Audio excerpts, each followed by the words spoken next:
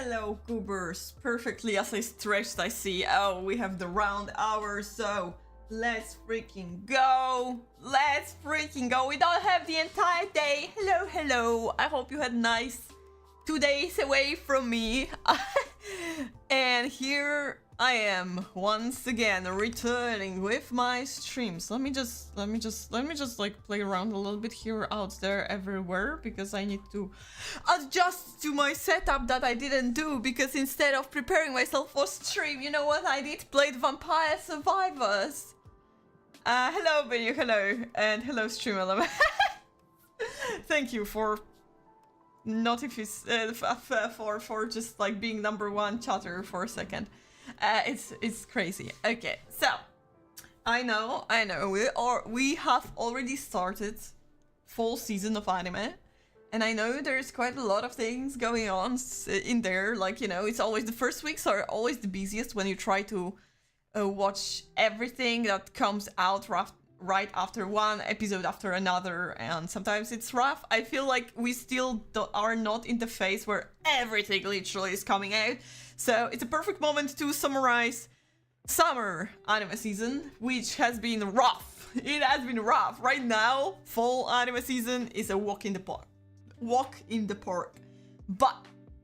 But of course, like, we cannot like just leave summer anime season without any closure. Therefore, today's stream, in which I will be talking about anime, which one I recommend, which one I got disappointed with, if they kept up to the hype they had at the very beginning, etc, etc, and in the end we will figure out, or rather I will figure out, which anime I found the most enjoyable, which one I anticipated the new episodes every week, like with most excitement, just all of that put into one specific anime. It does not have to be the best anime of the season, it has to be the anime that I personally enjoyed the most.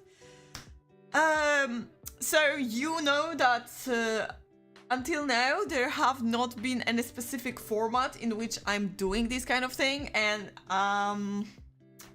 I sure still have not decided what kind of format I wanted to make this kind of streams with. Therefore, we have a brand new format, but very similar to the previous one, which is this or that. So basically, how I'm going to do that, we have like 2 positions. And I talk about one anime, I talk about second anime, and then I decide which one I preferred watching more. And but even though like some positions may, because I do not remember how I put them all together, it's been a while since I prepared these files, so I have no freaking clue what kind of like which anime will be against which anime. I have no clue, I do not remember.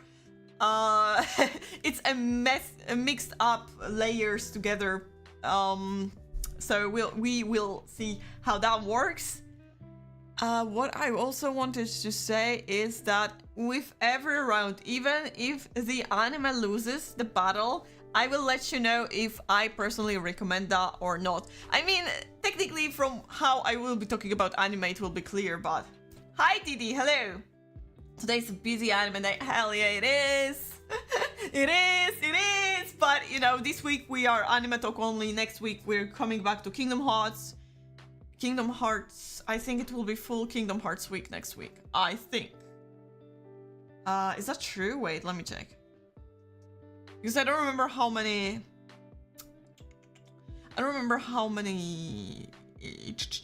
Oh. Yeah, next week will be fully Kingdom Hearts week. So we're taking a little bit of a break from gaming, but we will continue soon. But what I wanted to say, strong first matchup, yeah. So yeah, that's what we're going to do, and I'll be like slowly deleting or moving to the side the anime that stay. So to not dwell further on it, I'm so ready. Other than not being that ready, I mean, I have some water, which is good. I had like a mini Pepsi. I mean mini Pepsi because it's like extremely small bottles, but they're adorable. I do not have tea today. I forgot about tea. It's all because of Vampire Survivors. I didn't have tea today at all, so I definitely will have to do that after the stream. But nevertheless, new sweater. I shared with you my new sweater on the post because, well, it's a weeb sweater, so of course I need to, you know, show off a little bit. I love it already. I'm wearing it right now. Amazing. Okay. First matchup we have Witchwatch versus New Panty and Stocking with Garter Belt. Starting off with Witchwatch because it's on the left, so technically from our at least European perspective, we usually start from the left, right? From left to right.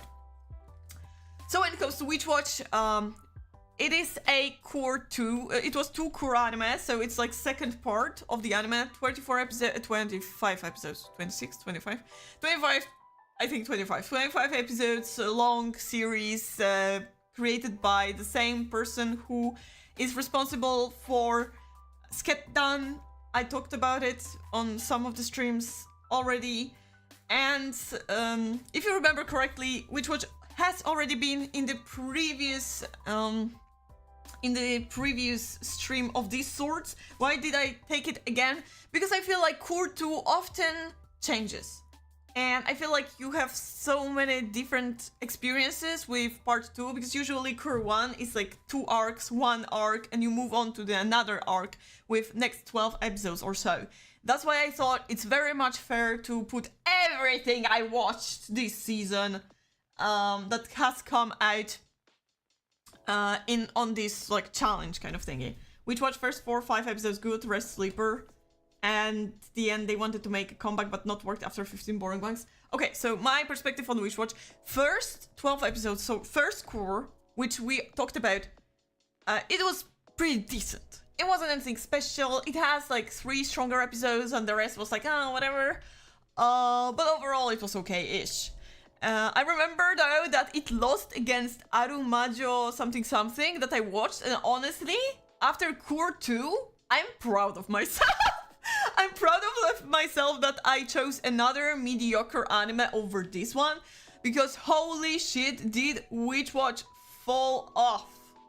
Did it fall off so badly? It wasn't even good to begin with. So when something mediocre falls off, it turns to a boring anime. I wouldn't say bad per se, because it's like, I wouldn't say it's bad, but it's just boring.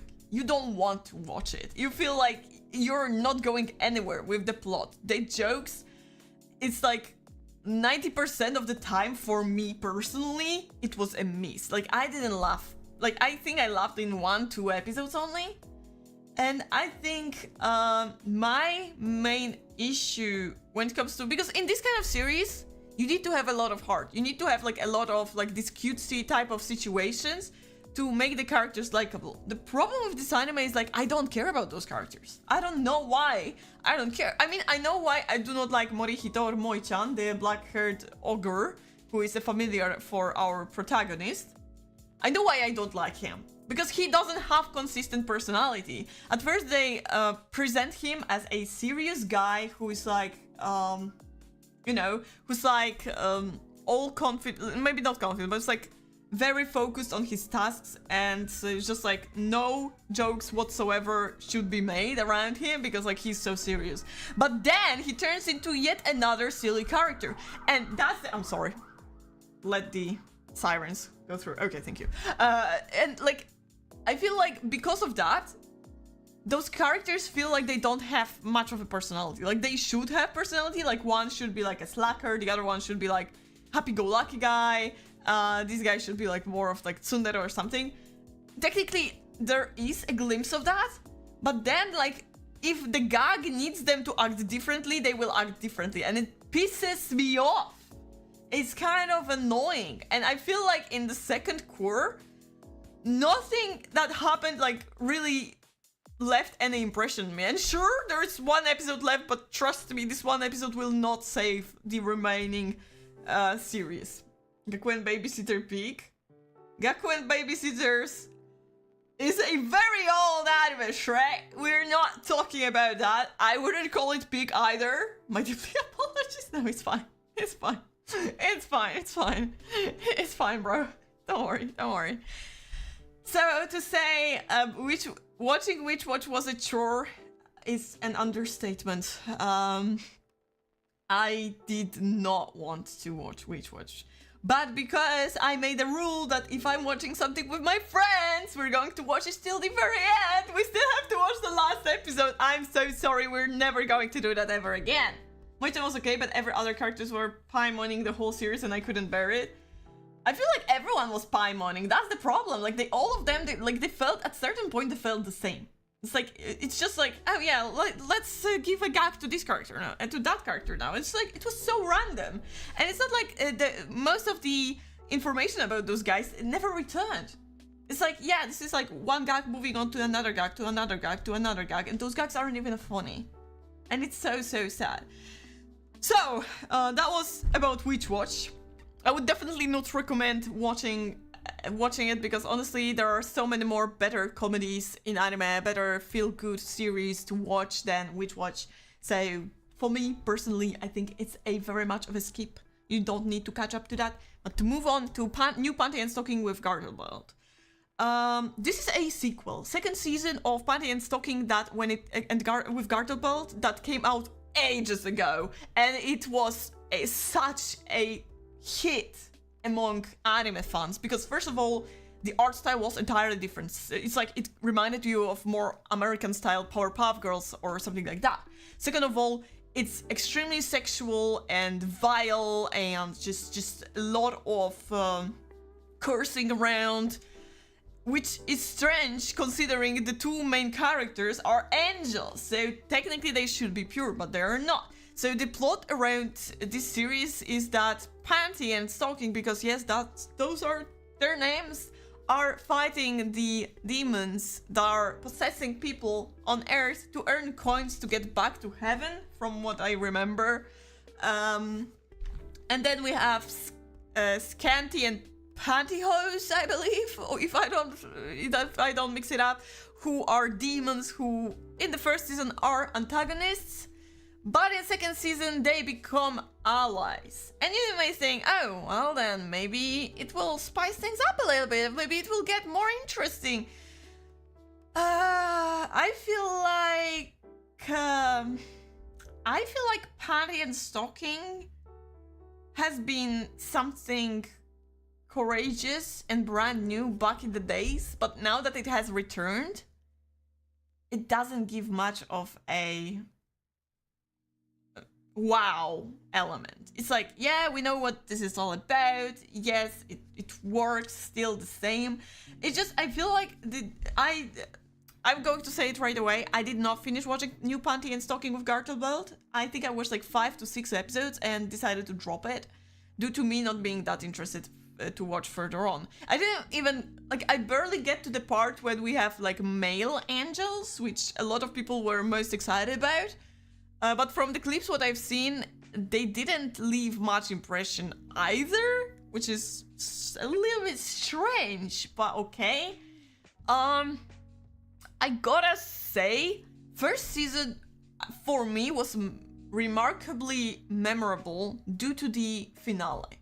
So the finale got much more serious. Panty started catching real feelings because Panty is a very easygoing woman who likes to sleep around with everyone, literally everyone, right? And for her to catch real feelings was something like, okay, so she is able to do something like that. And then like we have a grand finale of one of the main characters doing very shocking thing to her. And that's where we end up in the first season. And it was like, what? For so many years, everyone was so confused about the ending. It's like, what the hell? And then they came out with second season, and in the first episode they basically cleaned up the mess they made in the first season, but it was so unceremonious that it felt kind of disappointing. Like, I thought there will be a little bit more going on, and it's like, okay, so we're fixing how we ended up the first season with, and now we're going back to the structure that we've had, which means it's like 2, 3, 4 stories per episode that are individual ones and don't really connect to each other. And as some of those stories were kind of cool, like there was a story about this kind of like demon cat that technically they didn't have to exercise, but they should exercise, and it was all about like, should we get attached to this demon cat because it's harmless technically. It was a very emotional episode, and there was like episode with kind of like serial killer, which was kind of like in the vibe, it was epic, but like the whole finale of this concept was kind of meh. And then we had like the entire episode that was like musical-like, and people laughed that Japanese can do Hazbin Hotel right. Like they know how to do it right. Which was funny because obviously people, fans of Hazbin Hotel got pissed off. It's like, oh, no, it's all the same, so why Hazbin gets so much hate and Panty and Stocking does not? And like, dude, you don't see the obvious difference? Okay, fine, I'm not going to explain it to you, whatever. Live your own life, delusional that Hazbin Hotel is good. I'm sorry, it's not. It has great songs, but overall, like as story-wise, it's a mess.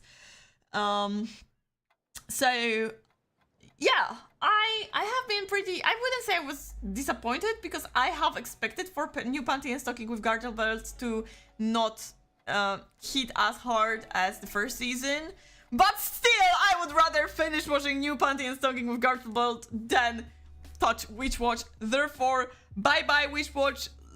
May we never meet again. Bye, goodbye. I mean, after Sunday, because we have to watch the last episode. And then we have the next one.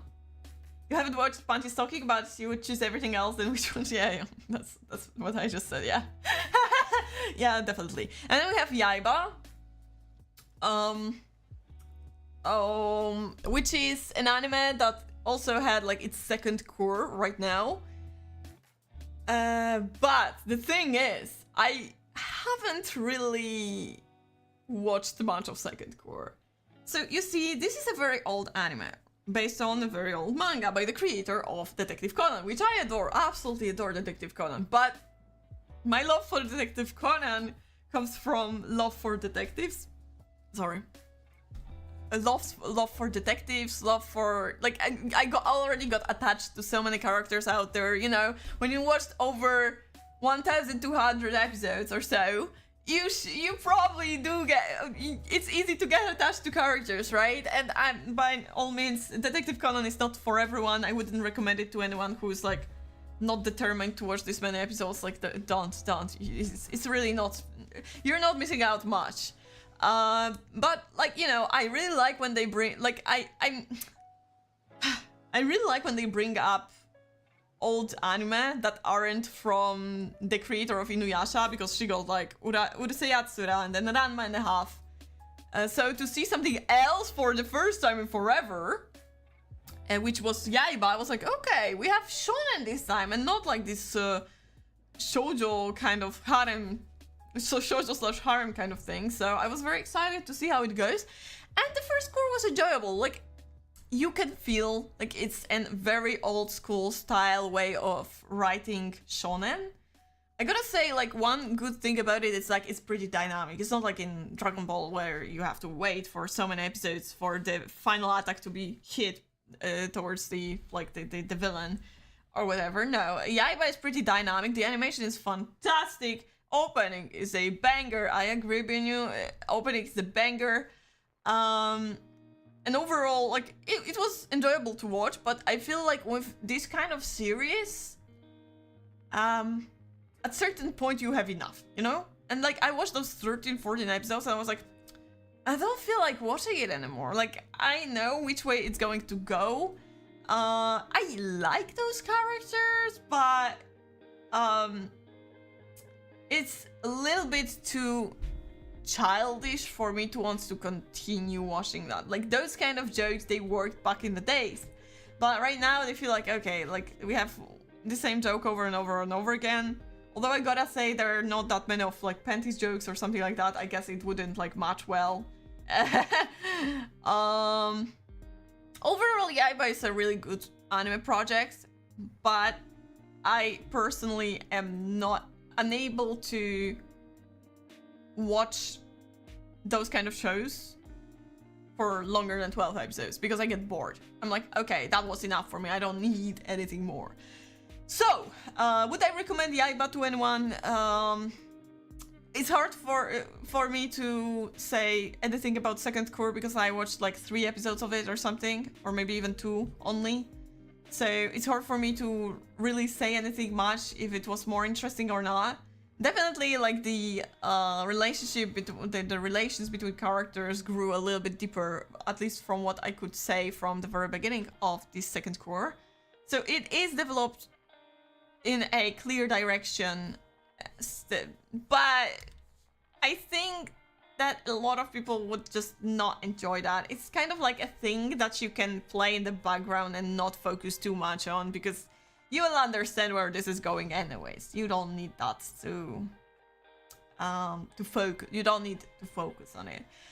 Would I watch Yaiba rather than Panty and Stocking? No. No, I think in general Panty and Stocking still had like a little bit more interesting concepts going on than Yaiba. Yaiba is very simplistic. It was fun for me while it lasted, my focus on this anime. I think it's great. It's just a not for me. So Panty and Stocking still stays. And okay. So I kind of shot myself on a knee with Ban, putting Ban here, because I don't want to say much about it, as I want to make a video on it. I already have a script written. I need to record it, put everything together, edit it into a video, make a thumbnail, which is halfway done. And we'll have the video on it, so I won't say much in here. But for those who do not know, Ban is a 1 episode that you can actually watch on YouTube. It's 18 minutes long, but without credits it's probably less than 16 minutes long. Created by the Vanituber Gigak. So I think just simply for this reason, if you're a huge anime fan, I would recommend you watch that, because it's only like, what, 16 minutes. So it won't take too much of your time. I'm gonna say... so I'm going to say it quickly in here. I'm not going to say what my clear opinion on it is. I will do that in a video. Hopefully it will come out next week if I'll get my shit together. Which... it's questionable if I get my shit together, because honestly, I don't know what I'm doing with my life right now. So, but would I rather watch it than Panty and Stocking? Yes, because it was only 1 episode, so honestly, I dropped Panty and Stocking for a reason. So, you know what? We'll stay with Ban in here. And I don't know, Giggle can take it as a W, I don't know. Like, I would rather watch 15 minutes of Ban again than go through 12 episodes of Panty and Stocking. Or finish Panty and Stocking. I think technically, in technicalities, Panty and Stocking is better. But, yeah, I didn't enjoy it as much to say. It's kind of weird for me to choose it, but I feel like I think it's straightforwardly, I'm not going to lie to you, I'm only choosing Ban because it's just like 1 episode long. Half of the episode long, even. So, yeah. It's a stupid choice, but don't worry. Moving on, we have, okay. To Be Hero X! Let's go! If you did not remember or did not watch my previous stream, stream from the previous season, To Be Hero X is also a 2-cour anime. Well, it's technically not anime because it's Chinese and it has been produced by Chinese and it only has Japanese dubbing and music, but it doesn't matter and blah blah blah blah blah, whatever. I am encouraging all Asian cartoons in here, okay? Whether it's Japanese, Chinese or Korean, my mind has been opened to the broader horizons, okay? Okay, fantastic. That's why To Be Hero X is there. So shut the hell up if someone doesn't like that. If you remember, last time, To Be Hero X, I announced it as the most entertaining of the shows that I've watched from the previous season. Of course, the competition was a little bit thinner and weaker. So, we shall see if To Be Hero X will stay on this right side forever and beat everyone else. So To Be Hero X second cour. So what To Be Hero X is about, for those who do not know, because they did not follow me or anything. To Be Hero X is a show about society where the heroes are being born through the kind of like a popularity poll in a way, where the more people trust you, the more power you have, and they shape, with their beliefs, they shape your powers, which is a great concept, fantastic. 6 random episodes I watched was shaky, 2, 3 was nice, epic tier, 3 was made bad. So when it comes to first core, it ended with Queen, I believe, episodes with Queen, or so I'm going to put it like this. This is like the border when I'm putting it. And they were pretty solid. Not all of them were as good, but I felt like the structure was solid. Sure, I liked certain characters more than the others. I enjoyed certain arcs more than the others. But they were pretty individual. Unfortunately, after Lolly was introduced, the pink-haired girl, slowly the story started to merge into like one big mush, which meant we didn't really focus that much on the main character only. Rather, we started to get more information about how the universe works, how the politics work in here. Politics, well, I guess like you could intrigues works in this kind of like heroing community. And you could say, oh, isn't that good though?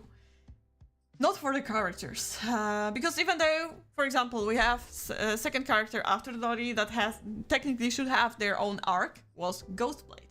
And I do believe that Ghostblade is one of the better written characters, if not in top 5 best written characters in the entire show.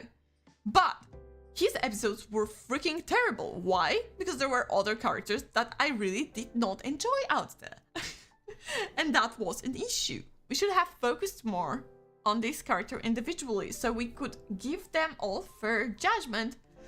And I felt like we couldn't, because starting from that point, it started to all merge into this huge blob of mess. Which means second core wasn't as strong as the first one. Lolly's arc was absolutely boring. I don't think there are many people who enjoyed her personality. I definitely did not enjoy her altogether. Then we have Ghostblade, who is an interesting character, but after first episode of his, the rest of his episodes that were supposed to be centered around him were bad. Then we have little Johnny, the ginger boy with his weird cat, who is his son for some reason. I'm not going to tell you what reason, there is a reason, but it's just like his story was such a nothing burger that I didn't care about him. And then we had, I believe, Dragon Boy. Was it Dragon Boy? Kind of Dragon Boy?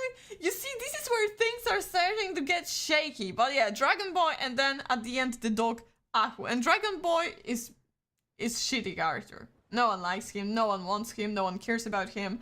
If someone cares about him, they're gaslighting themselves and probably like him only because in their eyes he's pretty or something. Whatever. He's total utter shit. And then we have a dog, and dog is fine. I know a lot of people were excited about the dog episode and they really liked it. I thought it was fine, but nothing exactly spectacular. Which means in general, out of like this second core, I think there were like 3 episodes in total out of like 12 that I fully enjoyed. And like, it says a lot. It says a lot about this show. It fell down so badly. But I still want to follow the story. As I said, there are characters that I truly care about, and I want to see where they're going. I want to see how Ling Ling is going to deal with these things. I want to see what X is going to do, because X, honestly, he has so much aura. I love him. He's my crush. I love him so much. I want to see Ghostblade in action again. I want to see where Isol will be taking him, because even though Isol is one of the most simplistic characters, I think he works well as a puppet that is being used by others. And Nice, who, may I say, is the best written character out there, even though he didn't have his own arc. Crazy, insane. So, nevertheless, it's still To Be Hero X against Ban, and like, sure, I still enjoyed To Be Hero X more, even though only 3 episodes felt like, oh yes, that's a hype, and the rest were like, either meh or straight out terrible. But Ban just no, Ban is not good enough to compete against it. Ban should be happy that it won against Bunny and Stocking. And we have Let's Go Karaoke. Let's Go Karaoke is a story about Yakuza guy who tries to not lose in a annual yearly karaoke party hosted by their boss. Because you see, if you lose this karaoke battle, the boss will force you into having a tattoo. And trust me, when they showed the Hello Kitty tattoo, it definitely did not look like Hello Kitty. So all the Yakuza men fear this embarrassment of having to have the tattoo that is made by their boss, who has no clue how to make tattoos.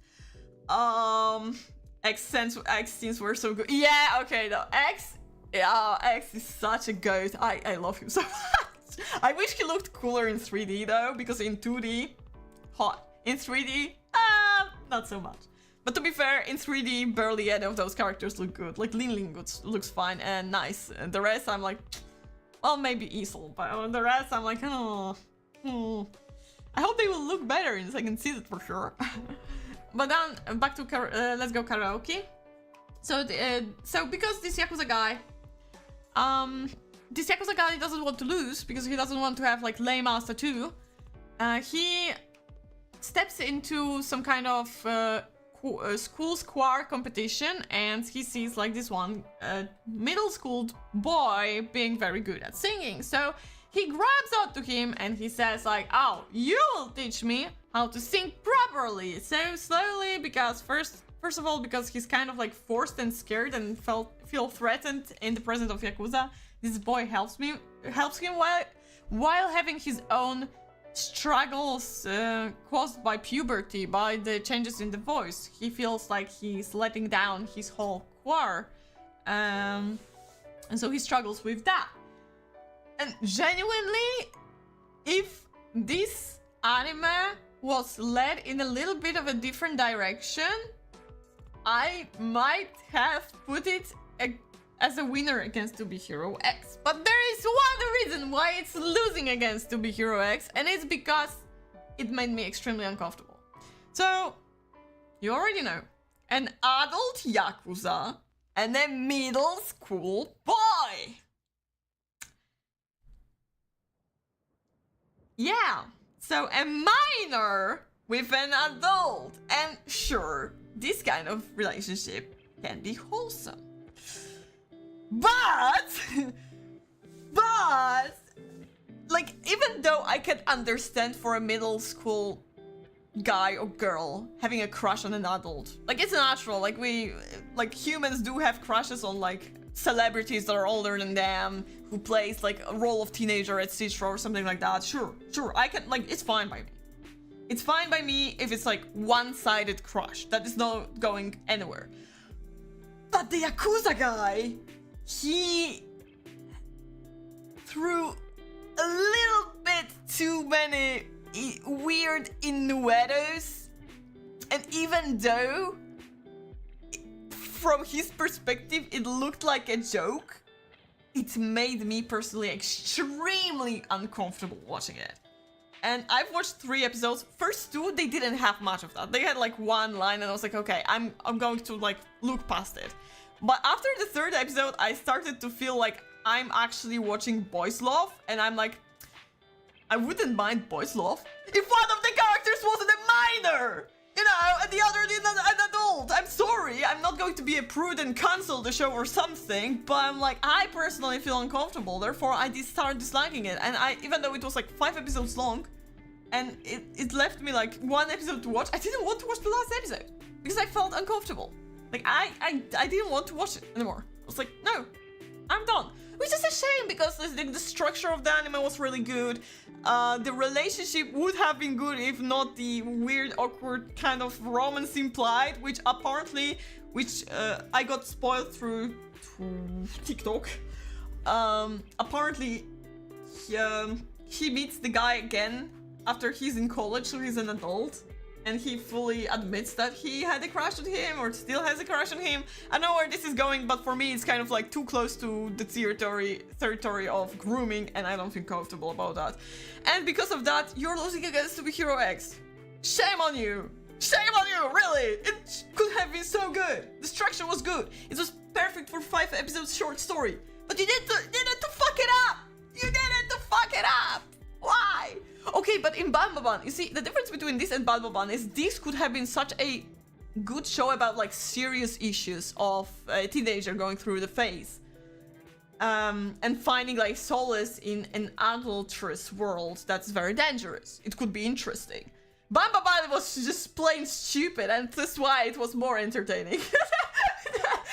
It actually worked on the advantage of Banbaban Vampire. So yeah, bye-bye. Okay. Lord of Mysteries, China versus China. Okay. I cannot even tell you what Lord of Mysteries is about, because I have no clue.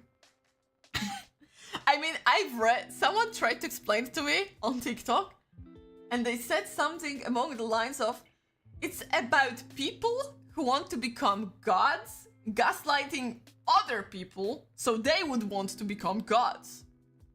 That's it. I don't know if that's true or not, but that's how it got explained to me, personally.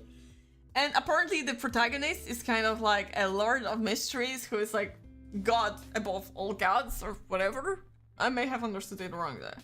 And yeah, that's the thing. So it got quite a cloud at first due to the animation being crazy insane, and truly the animation looks amazing. The soundtrack is magical. I still, to this day, occasionally listen to Lord of Mystery soundtrack because it's just so magical. It feels like, you know, you have a brand new Harry Potter soundtrack, you know, and it feels great. But I watched like what, 2 episodes, 3 episodes?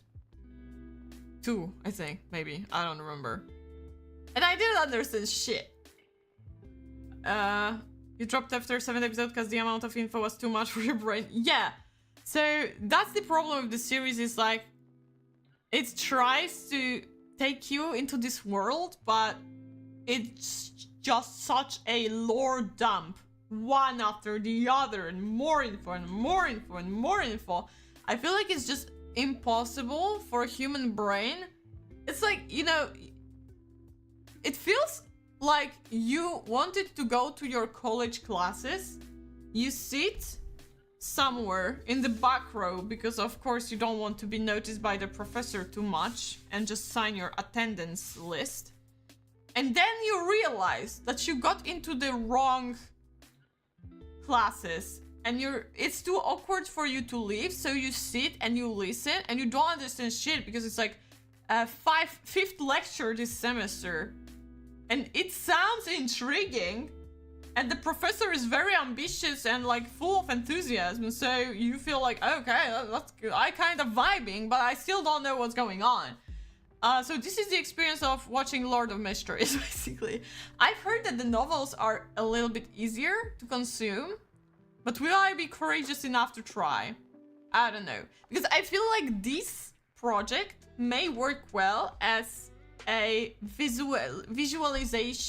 animated visualization of fans, specifically for fans of the light novel who knows what's going on. So they're like, they know things because they read it through the novels, and then they watch it and like, oh my god, yeah, that's how I imagined that. Yeah, I get it. But like, they already have the information, so maybe if you read the novel, you can enjoy it more. I did not understand shit, therefore To Be Hero X needs to win in here. Okay, there are novel or manhwa of Lord of Mystery. Maybe this, for this watcher show was, yeah, that's what I just said, right? There is a novel. There is a novel. Most definitely there is a novel. And I think there are like 7 novels, I think. Not sure. So now, another contestant trying to beat To Be Hero X is Sakamoto Days. And about Sakamoto Days, I have been, for a while, huge fan of manga. I still read the manga because I think it's not over yet. Sometimes I'm a little bit behind and then I have to read like 10 chapters or so. It's fine. Hi, Porchin. Hello. Sakamoto.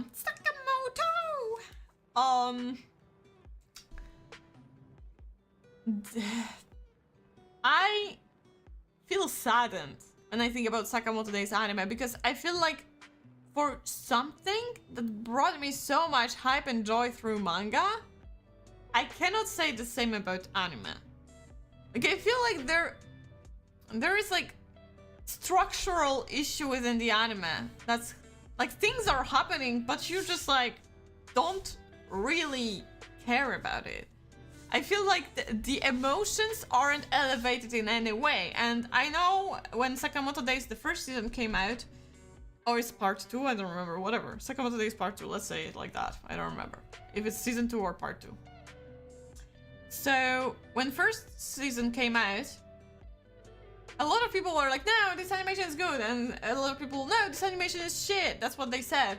What I said was, this animation is okay, but it's not enough for Sakamoto Days. Because Sakamoto Days, what was so unique, or rather what was so enjoyable about Sakamoto Days, is how epic the fights were in manga. And I don't think they did a well job to portray this epicness in the anime, unfortunately. The animation itself is decent enough, the voice acting is okay. I just feel like overall it just doesn't work that well. It feels empty. This anime feels empty. It doesn't have a soul, it doesn't have a heart. It just happens. And technically, second season should be more epic. We had the Osaragi's fight, we had Sakamoto's few fights of Sakamoto, we had Shin's development, we have Nagumo, we had like the big villains like Gaku appearing and fighting, even if not directly always. It should be more epic and it's not! And I honestly, if you ever wanted to somehow consume Sakamoto Days' story, I would rather recommend you to read the manga instead of watching an anime. Therefore, it's still not defeating To Be Hero X, and I have to say bye-bye to Sakamoto Days. And honestly, I'm still struggling to decide whether I will want to watch the next part of Sakamoto Days, because on one hand, there's my favorite character, Seba, out there. On the other hand, even though I see the characters that I like, I don't care that much in Sakamoto Days. So, I'm saddened. And we're going to say bye-bye to Sakamoto Days. The thing is, whenever episode is action-focused, then no episode feels special. The quality is other issue. In this way.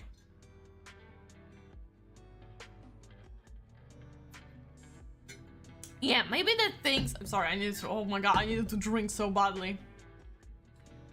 The thing is... I believe the thing is that... the pacing feels like it's fight after fight after fight after fight. And it can't get monotonous. I feel like the breaks were... barely there. And when you read chapter weekly... it feels different. Because like, you wait for an entire week to watch one fight. And it's like, it's fine. I'm waiting for the next week for another fight. And here it's like... fight after fight after fight after fight. It's like nothing else happening. The characters don't have time to have this kind of bonding moments where they could just like, you know, have fun. Enjoy themselves. Get a little bit of personality out there. Showing how they act when they're not out for killing. So maybe if that was something in between those fights, we would have like enjoyed it more. But unfortunately. Oh my god.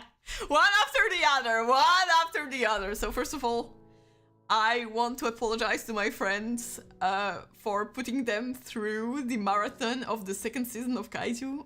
It was dreadfully boring to go through it. Hi, Foiren. Hoiren. Hoiren. Oh man, this is another very very similar case where manga is great, had a lot of epic moments. The first season was fine. I enjoyed the first season. I enjoyed rewatching the things happening in first season through the movie. But second season is so unceremoniously boring and monotone that I don't know what happened. Because it had one of like the best epic moments ever. We had like Hoshina getting new gear, which is absolutely amazing. And when it happened in manga, I was like, oh my god, that's so hype. We have Narumi's scenes, which once again, he's so hype as well. He's dumb, but it's fun to watch. We have Kikoru's weapon. We have the entire fight with Shinomiya, Chef Shinomiya. And it feels so boring in this anime. I don't know what happened. Like, what? Why? Why? It should be hype. Like, literally, Kaiju Hachigo is one of those anime that they don't try to go too far away from what they planned. It's like they go the simplest way possible. We're making a shonen and it's going to be epic, but it's not going to be something unique or grand. It's just going to be entertaining through those kind of like wholesome interactions between characters and epic fights here and there. But it's not presented well at all in the second season. Therefore, it is once again losing a fight against To Be Hero X. Will someone finally take down To Be Hero X? Because I feel embarrassed holding on to it for so long when I wasn't even enjoying it as much this season. Okay, sorry Kaiju, I'm not going to say anything more. I think it's like second season, so if you do not know what Kaiju Hachigo is about, it's basically about the universe where in Japan at least, or I think the entire world, but mostly Japan, whatever. There are a lot of kaiju attacks, and our protagonist wanted to be in this kind of squad that fights, the army that fights those kaiju, but he couldn't get through the exams to pass the test to become one of the soldiers. But then he gets he kind of swallows the kaiju and becomes a kaiju himself. That's how he starts to actually be able to do something and join the forces to fight against kaiju. So that was it. I'm sorry, I didn't say what this anime is about. The random music. The freaking 3D seagulls. Second season part 2 for me was supposed to be bad in summer. That's true. The sequels didn't really hold on to. They found the gothic. The orcs. Okay, so that was Kaiju, bye-bye. I have Anne Shirley, which... should I explain what Anne Shirley anime is about? It's about Anne Shirley, so Anne of Green Gables. Yes, it's... It is... Wait, oh my god. Because if I say the wrong... If I say the wrong author, I will be so embarrassed. By... Lucy Maud Montgomery. The book by Lucy Maud Montgomery. Anne Shirley. And genuinely, when it comes to the books, I've read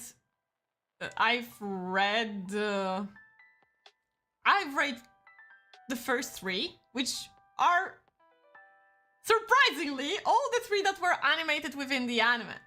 And I'm gonna say this much. First cour was mostly the first book and part of second book from what I remember. And then second cour is Anne of Avonlea and Anne at the University. So part 2 and 3 of this series about Anne Shirley. And I gotta say, I always, as a kid, even as a kid, I said like Anne of Avonlea is like the most boring part of Anne of Green Gables series. And my mom, who was a huge fan, said like the same. She said the same. And no one really enjoys that much of Anne of Avonlea, the part when she becomes a teacher. Those kind of things that are happening, but they were kind of boring. No one really cared that much. They were like taking care of the farm. Like they tried to make their village better, their island better. Yeah, first 12 episodes definitely felt more magical because Anne was a little girl and she had like a lot of imagination going on. She had like this kind of silly ideas and like a lot of kid-like shenanigans. Meanwhile, in starting with like her becoming a teacher, she becomes more serious. Even though she still has her charm of being a dreamer, there are a lot of things happening. Not gonna lie, like, it still hurt me to see one of the characters dying, even though I knew it's going to happen. It's always, whenever I remember that, I always like felt extremely sad. It's just like, it was a very heartbreaking moment for me as a child when I was reading the books. And it still is a heartbreaking moment now that I've watched the anime. But what about the second core? The second core is mostly about Anne just living her university life, trying to get more serious, helping out all different kinds of people. I gotta say, like, the second core definitely was more boring than the first one, but it made me cry. It made me cry. For those who watched, they may remember the episodes where one of her friends is getting, like, her health is getting much worse. The blonde girl, whom they have been friends with since since they were 12 years old, since they together went to the school. And for me, it was done in such a good way. Is To Be Hero X even that good? The first core was fun. The second core was a mess. It had like 3 epic episodes. Overall, I wouldn't say it's that good. It's enjoyable, but unfortunately, the quality of the episodes is very much uneven. So yeah. So when it comes to back to Anne, I gotta say, emotionally, I got much more attached to Anne. And I really liked the finale. It was nice to once again see 2 characters that I care so much about becoming, just becoming a couple. And I'm like, oh my god, it happened again. Like, you know, when you watch so many versions of Anne, it's like every single time it still makes you happy. I think Anne is just like this kind of unique character that brings me joy every time I see her. I'm glad that they animated more than first book only, because honestly, I really wanted to see that.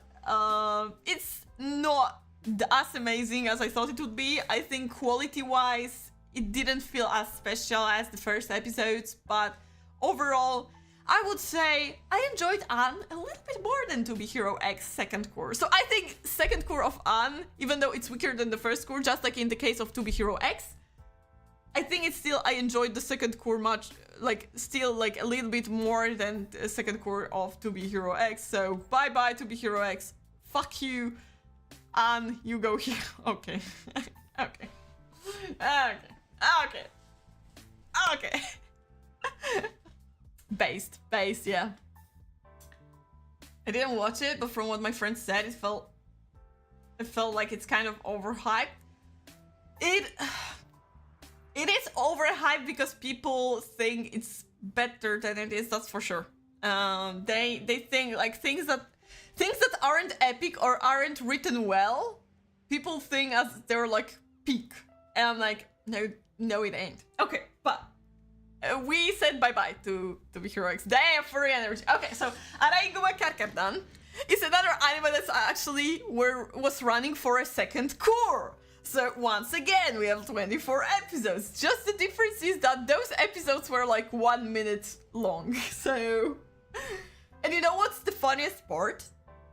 I can clearly and distinctively tell you that second core was much worse. Insane. It's this kind of anime where it's like 1 minute per episode. It's absolutely insane. So what Araiguma Karkatan is about is basically a group of 5 raccoons who are working corporate job. What are they doing? I don't know. I don't think they know. I don't think it really matters. Basically, it's all about like a 1 minute gag, and each episode has like different gag going on. But the thing is, the first 12 episodes had much more entertaining gags than the second part. I felt like the second part very so often had like very similar gags. That's why I felt like, okay, we're doing that again. There was even a VTuber at a certain point. It's crazy how many VTubers we are seeing in anime these days. Like, I'm still baffled, you know? it's crazy. I think last season there were like at least 3 anime that mentioned VTubers, and like every season we have like at least one mention of a VTuber within the anime. And sure, like I don't like, okay, I guess I haven't seen any of the anime making it interesting for now, but at least we get, for some anime, we get endings from VTubers singing them. Like Morika Liopi had one, Suisei had one. I know there have been other anime projects with VTubers, but like strictly within the anime, I remember those 2 cases. So, yeah, definitely, I don't have anything more to say. Araigoba Kalkondan, definitely, it fell, you know, it fell off in the second core. I wouldn't recommend that to anyone unless you're a fan of Tsuda and his schmexy voice. He's voicing this gray raccoon. So if you want to listen to him for like few seconds, his voice is very deep in there, so that's definitely that's why. There was one good VTuber anime where a girl was a drunkard, enjoyed it a lot. I have not watched that, but I felt like it's like kind of like one tone anime where it's like all about friendship and blah blah blah. And you know, if you know why I didn't watch it, because it's so impossible, because like literally in Poland, half of the VTubers, probably, I'm exaggerating, but at least like probably 15 VTubers were drunk on their streams, and they did not become big, which means bullshit. And I hate this kind of bullshit. Is that Anne Shirley? Yes, Yagami. Hello. Yes. Okay. And now we have a 6 minutes. It was boring but fine. 6 minutes. No, 6 minutes long. I'm lying. I think it was like 20 minutes, but it was like 6 episodes on the anime. See you tomorrow at the food court. So it was a very short series, and I'm going to tell you something. At first, I was like, when I watched the first episode, I was like, it's fine. I like the characters, but do I want to watch 12 episodes of that when I have such a stacked season already? I was like, not really. But then I saw it has 6 episodes, and I was like, hold on, I'm watching it entirely. I gotta say, like, the first episode wasn't very strong, but with every following episode, I felt more and more attached to the character. So what See You Tomorrow at the Food Court is about is basically at 2 girls meeting each other at the food court every day. They used to be classmates in middle school. Now they go to different high schools. But to keep their friendship, their strange friendship, they meet each other at the food court. And they like share coupons for KFC, for Baskin Robbins, or other kind of like Häagen-Dazs and all of those kind of things that paid for it to be advertised in this anime. And I gotta say, it truly grew on me. I was very excited to watch. Like, I think after second episode, I slowly got like more and more excited to watch next episodes. Their chemistry was absolutely insanely good. Like, I felt like their friendship felt so realistic. Like the Gyaru girl, she's so chill, calm all the time. Likes kind of like supernatural stuff and is very much interested in moving to America and American culture, and that's her thing. And then we have like our black-haired girl, who is like your typical Japanese girl. She's extremely petty, she loves gacha games, she spends a lot of money on it. She's so petty that she does not share her anime husbando with anyone. She reads fanfics and she hates sharing in general. And like, even though she has so much flaws, her Gyaru friend still accepts her and loves her dearly. And even though like they never feel this wholesome, there are the moments when they're missing each other, or there are like the moments when they feel like kind of jealous, like, oh, I miss my friend or something. And they do it without saying it out loud. That I was like, oh my god, I love them so much. I love their friendship. I want to see more of them. I don't know. They did it so well. They did it so freaking well. And the fact that they tease each other, like I loved when they made like the bed, a bet or something, when they were like, or not even a bet, but an idea. We will go to the beach, but each of us will choose a specific swimming suit for each other. It was so funny. I don't know, it's just, I felt like their friendship is something that I can rarely see within anime, and I personally, for me, what's the most important thing in those kind of stories is to build up the characters so you actually care about them. So you see that together they create such a great bond that you want to follow and want them to always be happy together. Therefore, I felt way more emotionally attached to those two than to Aunt Shirley's second core. Genuinely. 6 episodes. It took 6 episodes. And Shirley, for you, Yagami, it's fine. I mean, it's your preference, right? Didn't even finish the first episode and dropped that Gyaru anime. I like the art style and all, but nah. You see, I think the first episode wasn't as strong. It was like the second episode that started growing on me. Yeah, I thought it was in KFC advertisement. No. KFC was definitely a sponsor, but it was not a KFC advertisement. Therefore, see you tomorrow at the food court is staying with me. Oh my god! Okay, and now we have Grand Blue Season 2. If you do not know what Grand Blue is about, it's about, diving. Of course it's about diving. It's just that it's not really about diving and more about college life. But it's not your usual college life. No. It's a party college life. It's an insane show with insane characters. The other anime was similar to the one anime from before, the Food for the Soul. Food for the Soul. Wait, let me Google that. Food for the Soul. You know what the difference is between Food for the Soul and See You at the Food Court? Food for the Soul is your typical wholesome moe kyun. In See You at the Food Court, it was not about food and being, oh my god, it's so tasty. Oishii desu ne. It was more about their daily life talks, the issues, their pettiness. It's just like the naturality of the friendship. So even though like the concept is similar at the first thought, it's like there is a significant difference. Grand Blue for the win. Okay, so about Grand Blue. I had to watch first season before summer season has come out, so I have been pretty fresh after first season. And we already have third season announced, by the way, if you have not seen. Actually, I don't know if you've seen the poster. The poster is epic. Wait, let me Google it for you. I love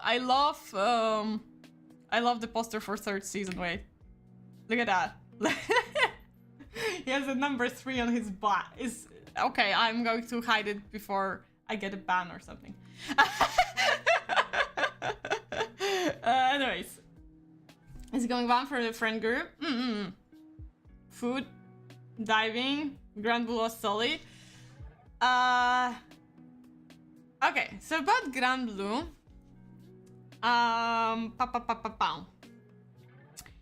Do I think it held up to the first season? Yes, most definitely. I think the only reason why it wasn't as funny as the first season was because there are certain things that at first worked as a joke, but now they're just a part of the lore. So basically, like, you won't laugh at like the joke about like swapping water with vodka because it's already part of the lore, part of the world build. So it's not, it's like, oh yeah, obviously. So you get gaslit into thinking it's something normal. Together with Iori and the rest, it's just like you started to embrace it just as they did it, and in a way, it's kind of fun. I gotta say, what like was the weakest part of it is like new characters. I felt like they weren't as interesting. Although Busujima was fine. It's just like the blonde boy who see Iori as a god was kind of meh. His sister was kind of funny. And I really liked how they showed a little bit of more wholesome side of Iori, like behind his dumbassery and idiocy, it shows that he's a good guy and that's why girls kind of like him, right? Did I miss Kaoru Hanawarin to Saku ranking? Kaoru to Hana... Wait. I really do not remember the you did not! It's fine. It will be there. It will be there. It will be there. Season 1 was better because we didn't expect... Yeah, exactly. That's what I said at the very beginning. Like, we just embraced it. Just like the characters. Like, we don't see it as something weird. And when new character comes out and see it and thinks of it as it's something weird, you're like, no, it's fine. It's like always been like that, right? You liked Iori part-time job arc? Yeah, part-time job was pretty fun.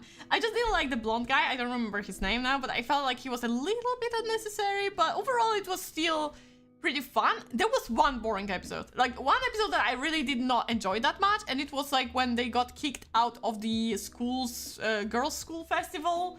When it took like 10 minutes for them to try to come up with the ways how they could like sneak back into it. And I felt like it was a little bit of too long of a joke, too overplayed, and I was like, oh, whatever.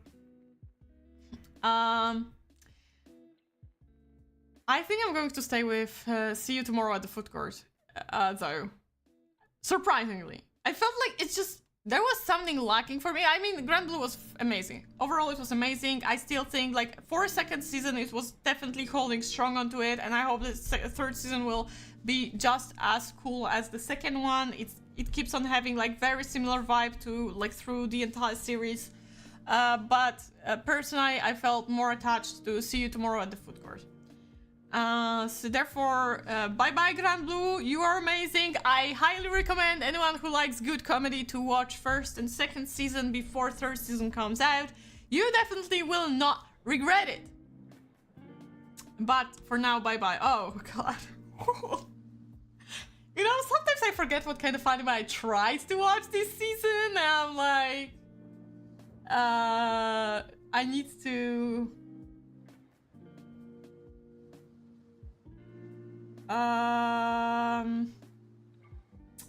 Give me a moment. I need to have like I need to turn on my my notes. How was this freaking...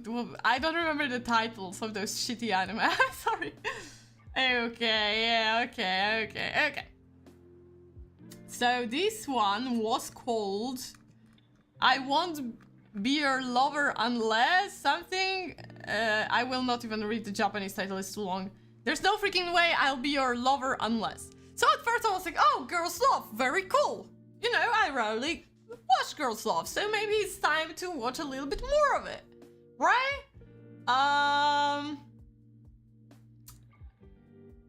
And the story is about the main girl called Rinako, who used to be a social recluse with no friends whatsoever, and obviously, like, the only thing she liked was playing games, and, like, you know, all different kinds of games, like FPS games, because she's so not a girly girl. So that's, we have to know that she played FPS games, because no girls play FPS games, apparently. And during her high school, she decided, no, this time I'm going to have friends and I'm going to be social, even though she's still socially awkward and has anxiety here and there.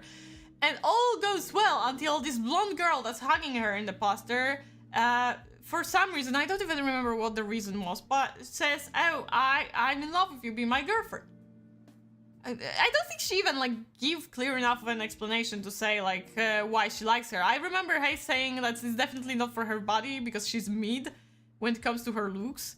And I'm like, oh, okay, that's kind of rude, but fair. So this is my anime to... Hear me out, Foyren. I am giving a chance to many shows, okay? Okay?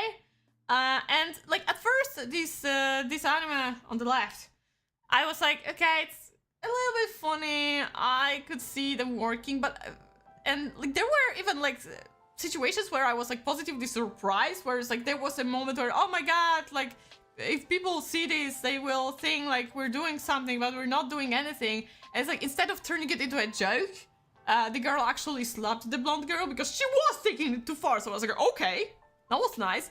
But then I realized something. because later on, like, the blonde girl leaves for a little bit, and the Renako girl starts to flirt with other girl. I mean, she's trying to be friends with other girl, but it's clearly like flirting, whatever. And then the other girl wants to take a revenge of the blonde girl, so even though they're friends, but she stood Tsundere on Midar, she's like, oh, she wants to take a revenge because she was in love with the blonde girl, so she's like trying to be with the pink-haired girl. And this is at the point when I realized I'm watching harem.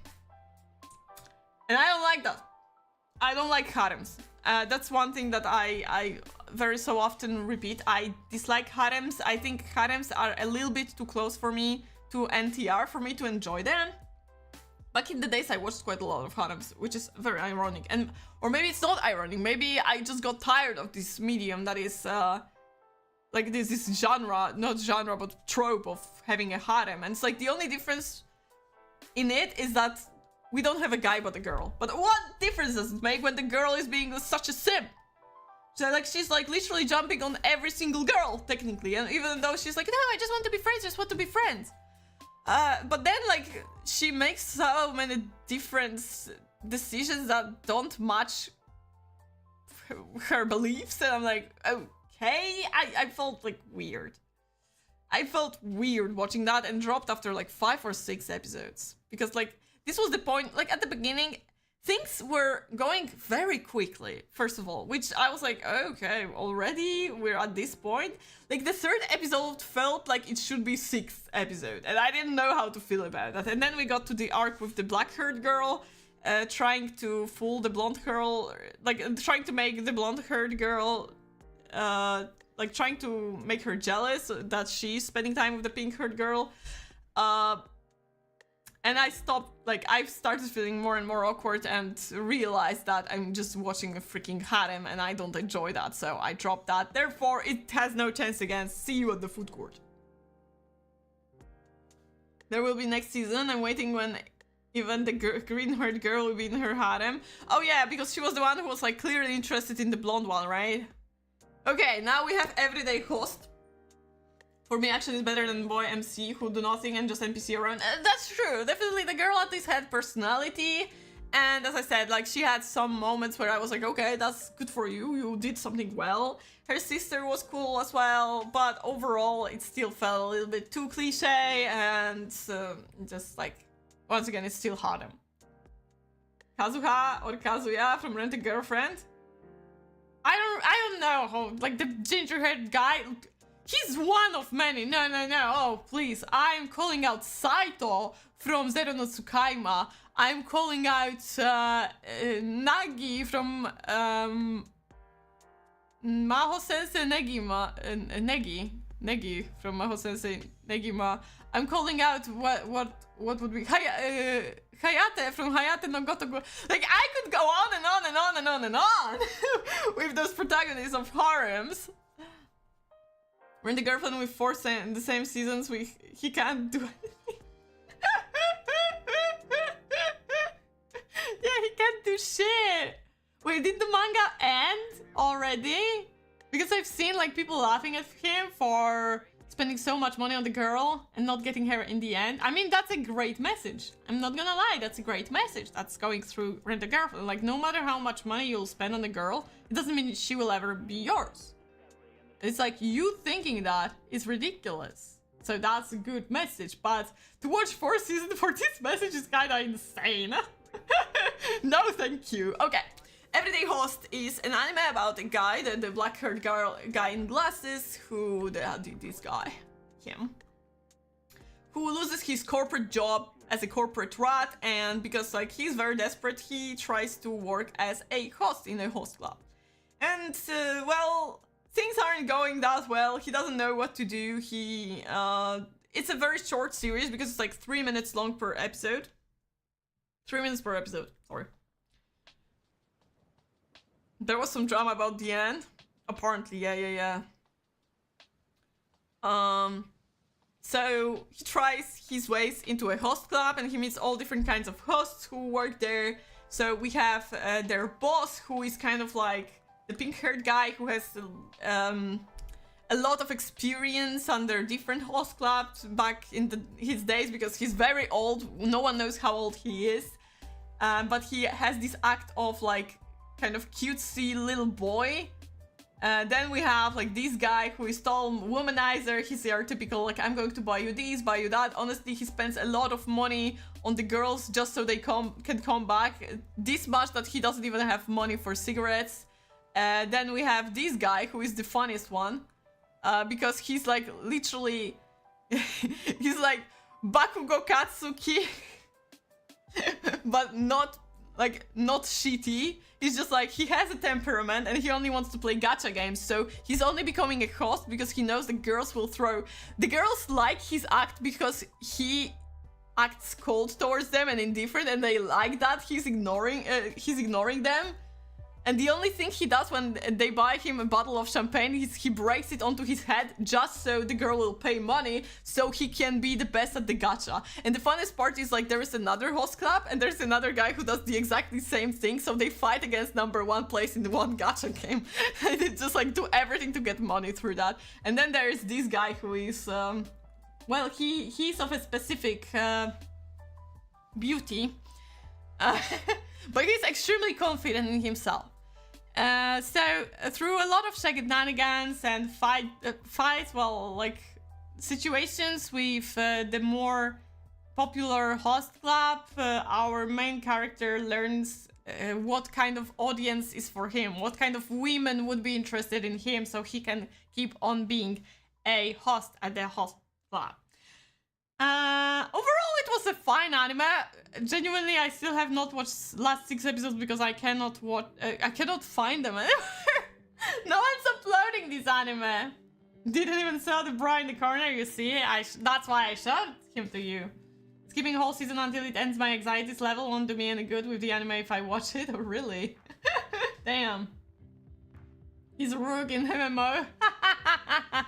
Mayhaps. So overall, this series was fine. It was animated by the same studio that did Agretsuko, so the animation style is very, very specific, but I think it's like, it works well in this kind of series.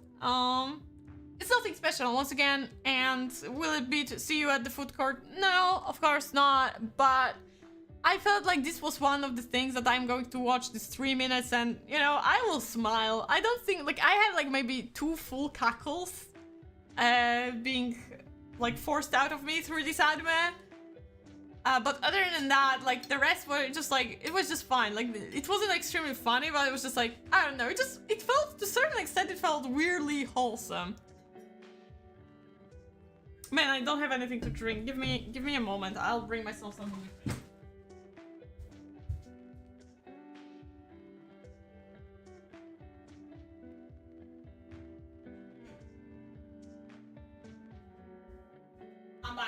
I'm back. I got my mini Pepsi. My mini Pepsi. So, yeah, it's not winning against food court. We can move on. Okay. Let me just take a sip.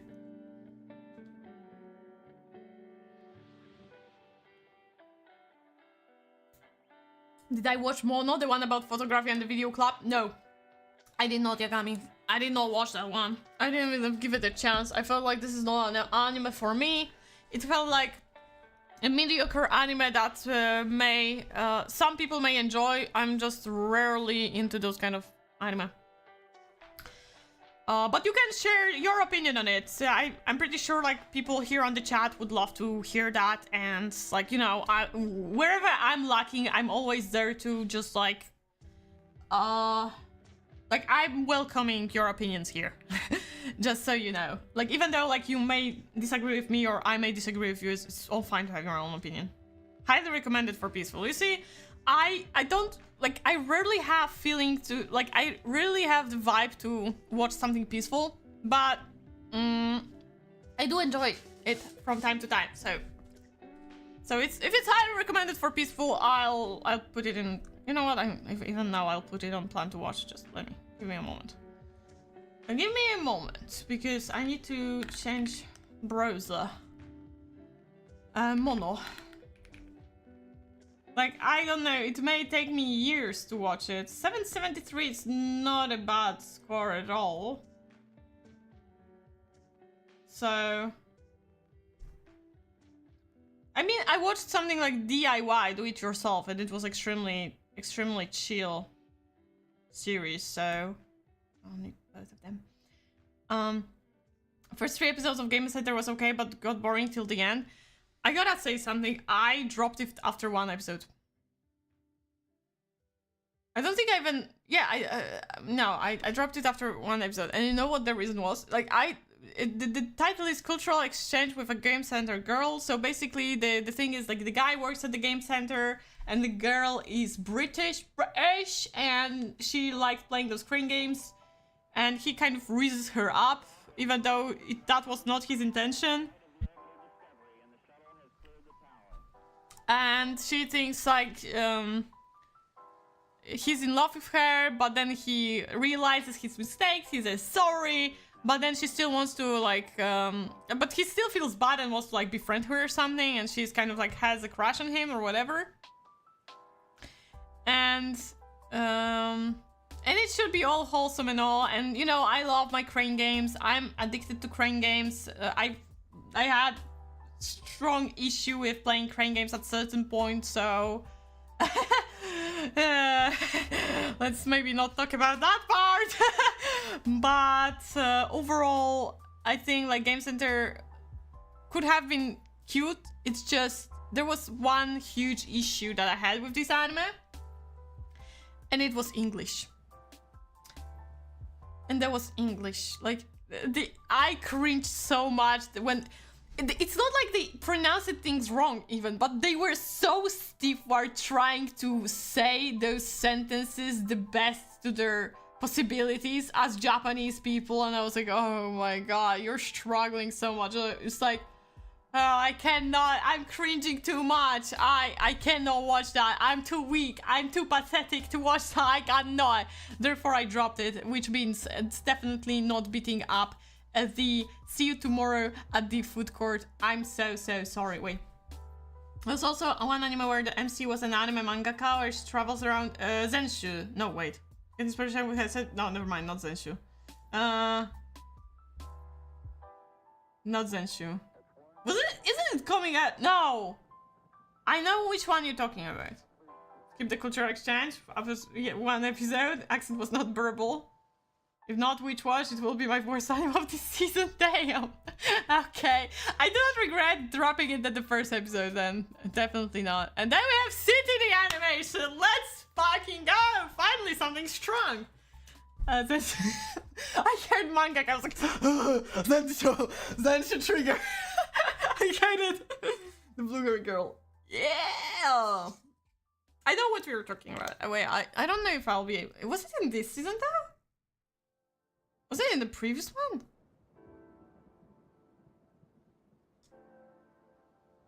This season we also have something about mangaka, so I'm already like...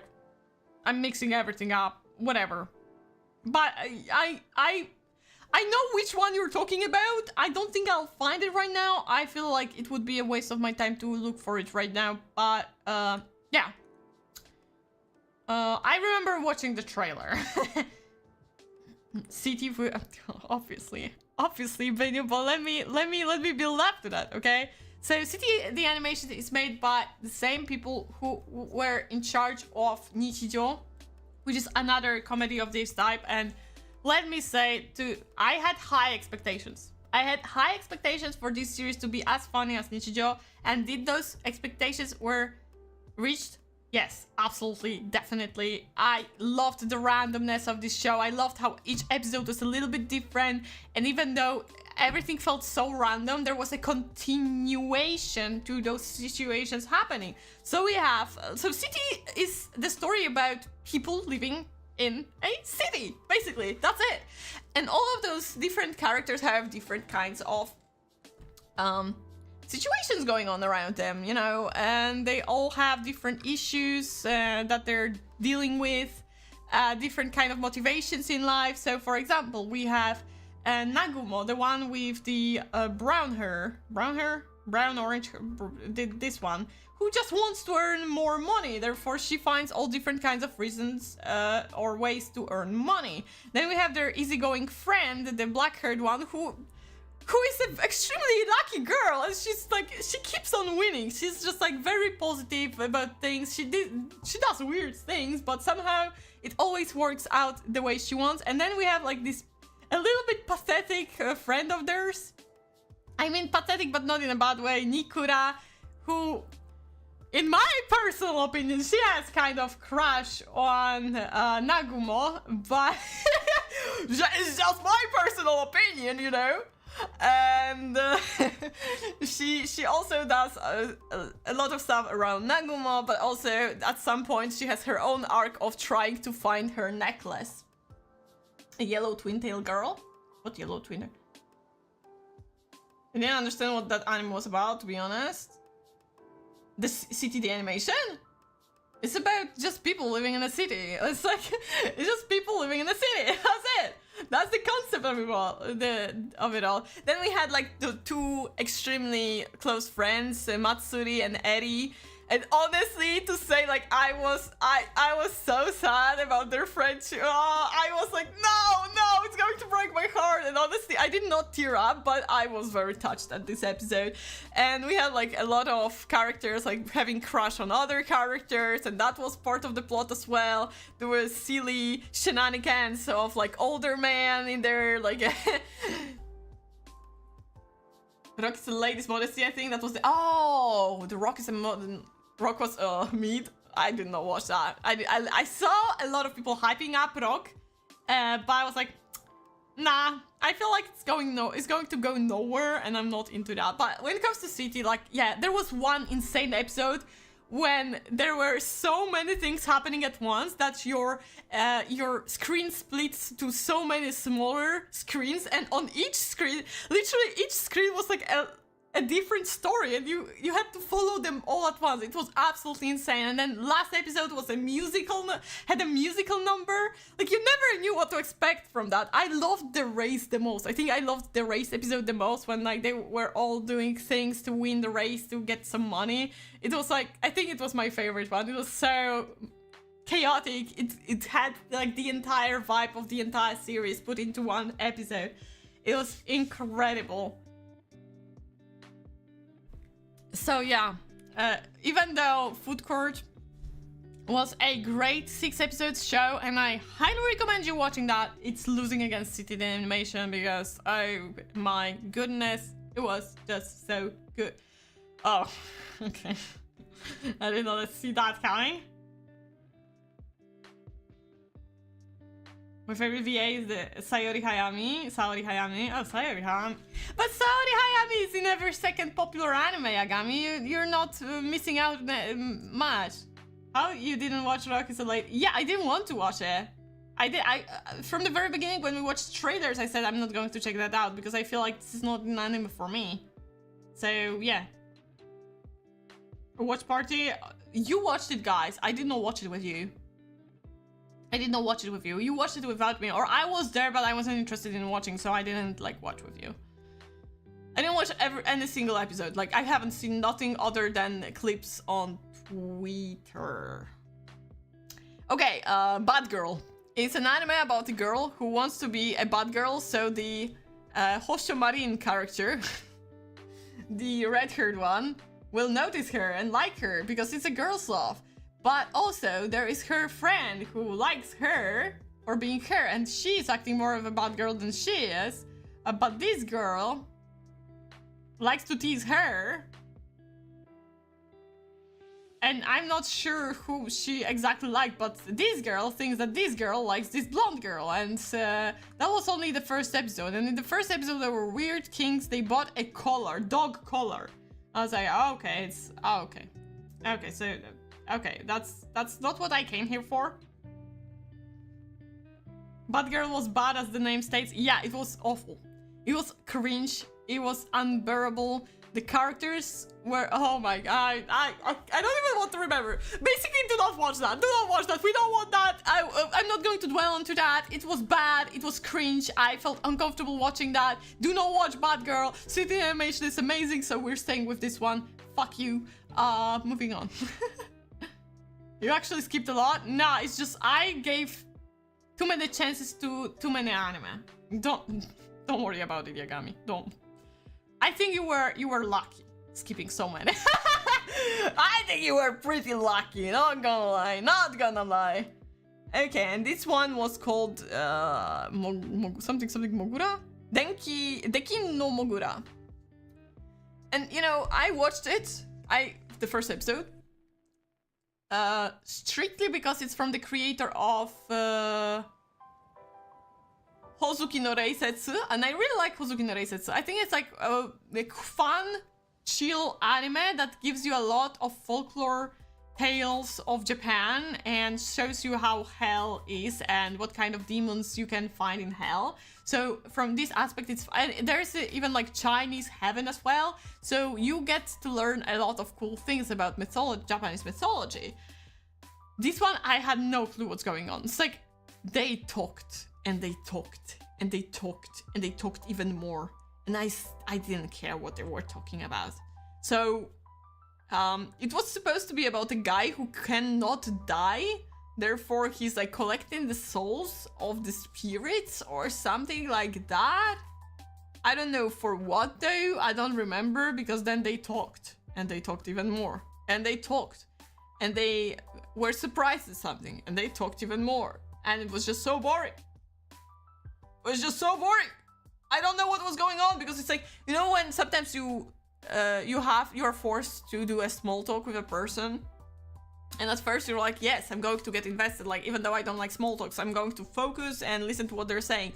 But then they keep on yapping and yapping and yapping, and at some point the only thing you hear is like blah blah blah blah blah blah blah blah blah blah blah, and you just like cannot even come back to the focus, because like you come back to the focus and you hear something, and then she went to the toilet, and after that you kept on hearing blah blah blah blah blah blah again, because you're like, oh, why did I even focus back again if I still don't understand what's going on? So yeah, the Kin no Mogura was talking. Up to 3 episodes, unbearable, then skipped it 2. Usually love anime where I can learn a lot, but not that one. Yap culture. Yeah, and it's strange because like Hozuki no Reisetsu, it has like similar vibe, like because it's from the same creator, and like they talk a lot in Hozuki as well. But it's just like the characters are brighter, more interesting. The folklore is cooler, like the environment looks fun. And this one was just not it, so bye-bye. I wouldn't recommend. Ah, we have Sama. David do Sama. Remember when I said, I sure hope David is going to go with the wholesome route? Thank God he listened to me. But have I finished this anime? No. This is the title. The title of this anime is Tsuihōsha Shokudo e Yokoso. So this is an anime about the guy David who got surprise, kicked out of his party because surprise, they don't like how wholesome he is. I don't know, like they didn't have any specific reason for him to be kicked out. This is like the main guy, like the hero or whatever, like the guy who's like paladin was like, girls like him too much, so I'm gonna kick him out. This is how I saw it with my eyes.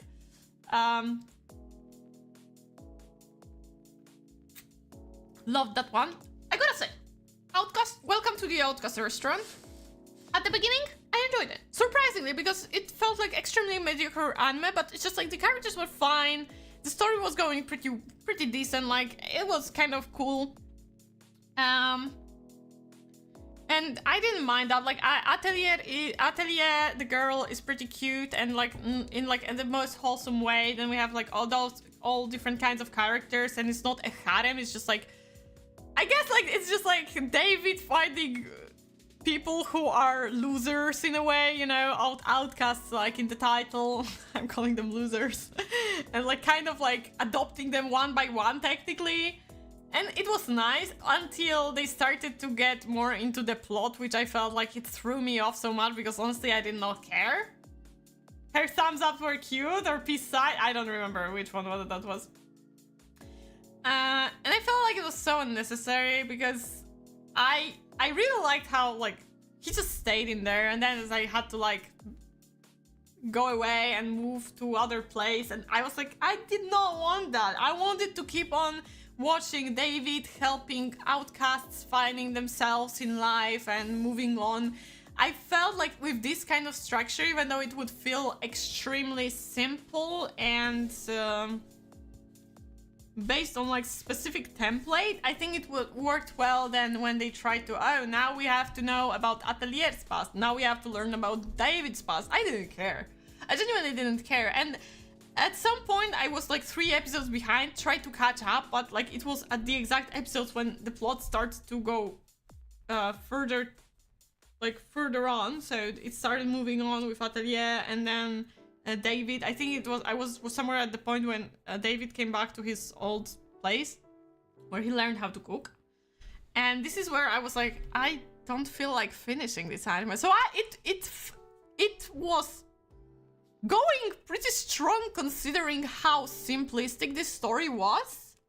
But I enjoyed watching it up to a certain point when I felt like I don't feel like catching up to it. Overall, it's a decent anime. I would say, like, with this kind of concept, it did extremely well for what it presented. So I didn't feel like I wasted time watching those like 7, 8, or 9 episodes. I don't remember how many. I think 9 episodes I watched.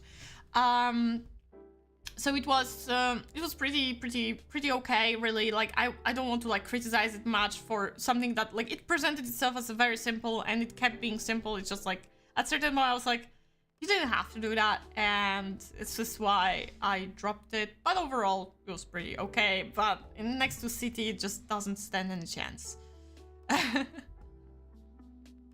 MC foster mother looked like Raid. Oh my god. You freaking simp. I mean, she was hot, I gotta say. This anime landed at top 3 from the end, so congrats. Oh no. Oh, I forgot about this one. David Production. I forgot David Pro did that. This one is Onmyo Kaiten Rebirth. I watched the entirety of 1 episode. So, congratulate me into surviving to 1 episode. Of course, why did Aikeji even try to watch it? It's because the main guy was a delinquent, so I was like, okay, there's a delinquent. I feel like it's necessary for me to watch it. The story is about him being hit by something or falling. No, I think he fell down. Or he has been thrown from the cliff.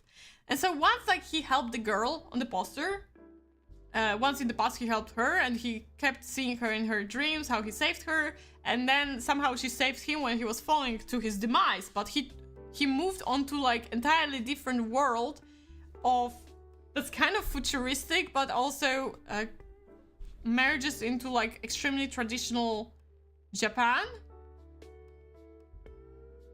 Tell us about it. I didn't watch it. He got isekai, kind of, yeah. And then out of sudden 3D animation approached me and I was like, ugh, 3D, disgusting. So there were some monsters that kind of like when you wanted to fight them, you know how in Pokemon when you fight a Pokemon, like you get in like you sucked in like there's like a sphere, a zone, it's like and you get into the battlefield. It felt the same. It's like, oh, he approaches the enemy and they get into the zone. And they fight with like kind of like robot-like thingies, but the guy did not have a robot-like thingy, so he fought with his own fist and he had some superpower. And they were like, interesting. And this is where I ended the first episode with, oh, he also met the girl, but she felt like he harassed her because she did not recognize him, even though he felt like she knows him because she saved him in the past, or he saved her, I don't remember. I think he saved her. I don't know. No, she saved him. No, she saved him. She saved him in the past and later on as well, and he wants to now rescue her continuously because he feels like he owes it to her, and also he's a simp. I might watch it later after finishing my ongoing list. I love that, but not to the point I could prioritize over other. I wouldn't prioritize over fucking nothing. In the 3D animation, I was like, no, I'm out. I just don't really like when they... I don't know. It just felt weird. I didn't like it, so yeah, I wouldn't recommend that personally. Moving on, we have Tanuki the anime! With You and the Rain, that was the title. Ame to Kimito. Yeah, With You and the Rain. You know, it has Tanuki, so... Yagami, how large you were watching currently, Liz? Yeah, Yagami, maybe you should chill a little bit. Listen, some anime are just not worth it, bro. It's just not, sometimes it's just not worth it. Just move on. We have new season coming out. Let's leave the past behind. It's better for you, trust me. Okay, hear me out. I'm going to hear you out. Okay, Benyu, I'm giving you your time to hear you out before I say anything. While I'm going to sip on my peppies.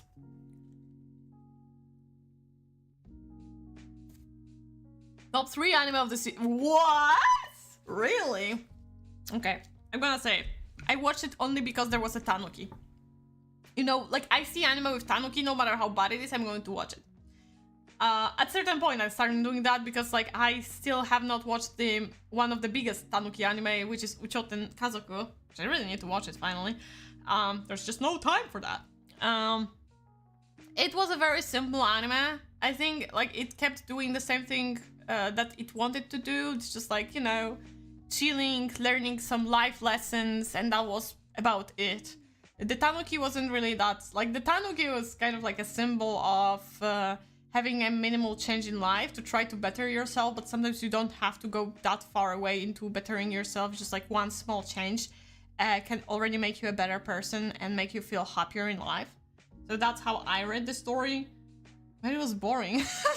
Not gonna lie, it was kind of boring. Like, I liked the characters. I don't think they were unlikable, but I felt like the story is not going anywhere. And at some point I was like, okay, I'm just watching it for the tanuki.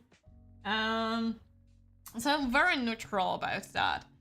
So the story starts with the woman who we later on learn she's a writer. That's why she spends a lot of time at home. She's not jobless like I am. And she walks back during the rain home and she sees this weird kind of dog. And she truly thinks that the tanuki is a dog, even though it's clearly a tanuki. Okay, whatever. Whatever, woman. Whatever. And she brings him home and adopts him and, like, plays with him, makes him bed and makes him toys, buy him food. She has, like, her parents come over, her friends coming over. She kind of, like, helps out taking care of the neighbor's daughter. And then she has, like, a little bit of work to do with her old classmates. Like, all these kind of, like, slice of life thingies. I don't think it's bad for slice of life, but it doesn't really feel anything special. Not many, to be honest. And Shirley to Kiwatari-kun Kaoruhana Marin Tosaku and some nuance. Shield Hero 2 and watched up to 3rd episode and decided. So, for me, great tanuki anime. I mean, there could have been better, but honestly, I take any tanuki that is thrown at my side, but next to the city is definitely far away. Moving to... detectives these days are crazy. I gotta say, detectives is the gay... I'm sorry, I don't know what's going on with me. I'm stuttering so much today and I'm phrasing things wrong. They weren't even gay. They weren't even gay. Was there... Yeah, wait. Was there anything gay in there? Let me think. I don't think so. But detectives these days are crazy. It was a fine... It was fine. I think, like, some episodes were funnier than the others. I think as a person who watched Detective Conan, you probably, if you did not watch Detective Conan, you have not seen quite a lot of jokes. And I think that's the main issue of this series. Like, if you do not watch, like, other classical detective stories or anime, you may not get all of the jokes. Which I was laughing so hard at that, but I do know that people who would watch that, they would be like, what is this about? Like, why are you laughing? It's not even funny. The other detective with Yukata was a little gayish. I have to agree with that. I gotta say, he was kind of, like, fruity. Even though I'm pretty sure he really liked his assistant, but I think he has to be at least bisexual. And you know what's, like, funny, Benyu? I remember when Sheepscene, known as Sabaktani Lama as well, he wrote to me, he's like, you know what, you remind me of one character from this season. And I'm like, which one? And he sent me this guy. I'm like, you know, visually, you have, like, the glasses and the messy hair you have is very similar to his. I'm like, oh my god. I mean, technically, I cannot say, like, I can't see that because I can't see that. I'm like, oh man. I guess. She was just crazy and a little perverted, that's true. Overall, I think it was pretty fun. it's rarely that comedies are working well as comedies in anime because the Japanese sense of humor is a little bit cracked, a little bit broken. Definitely not the same as ours. But I enjoyed it. I enjoyed it till the end. The last episode was kind of like very unceremonious, but I accepted it the way it was. There was no time where I felt like this episode is more boring. I felt like all of them were more or less equal when it comes to quality and entertainment. So it was pretty fun. But the problem is, like, could I like recommend it? I wouldn't say do not watch it, but I don't think it's like good enough to be like, oh my god, you should watch it. Like, definitely you missed out on that one. So obviously it's losing against City the Animation. City is like unbeatable. Help. Oh. I can see it a little. The best achievement was that anime was solid, and just say, yeah, it was solid. Okay. Hikaru ga shinda natsu. Okay. Praying that queer community won't find me for this one. Okay. So, I remember when before Hikaru came out, I was like quite excited because I remember when I read the manga, I was quite intrigued, but at a certain point I stopped. And all this time, I thought I stopped because it's been ages ago when I read the manga, right? All this time, I gaslit myself into thinking that I stopped because I couldn't understand what was going on. That was not the case. The case is that, for me, it was frustrating the way, like, the characters made specific decisions to the point that I was like, I'm so done with that. Overall, I'm so mad because Hikaru ga shinda natsu, first of all, the visuals are breathtaking. The vibe of this village, of being like kind of creepy, is very close. It could be very close to what Higurashi no Naku Koroni has created ages ago. Pacing in this anime is goddamn awful, unfortunately. I wish we had more of this horror story, and yes, it is a story about mostly, and this is something that the author themselves admitted, it is a story about coming of age, like trope. This is like a theme of coming of age. Yes, it has LGBT theme in it, of course. I'm not going to deny that. They're freaking gay, but I mean, the main character is gay. I don't know if I could say this creature is gay, because honestly, it's a freaking creature and probably doesn't have like any feelings. And I think that's something that even the author admitted. So to see the entire fandom be like, oh my god, they're so gay. Oh my god, when will they kiss? I'm like, dude, that's not the point of this show. That's... Why are you being such a simplistic creatures to only see that? And then like, oh my god, his dad was definitely gay for his dad. Oh my god. I'm like, ugh. Right, that's why people like it so much, because like they don't see that the deeper message is not portrayed in the best way. Not portrayed in the best way. It's a wrong way of explaining that. It's just that I'm trying to find the right words. It's just that it feels like the pacing and the way what the author wanted to present falls short.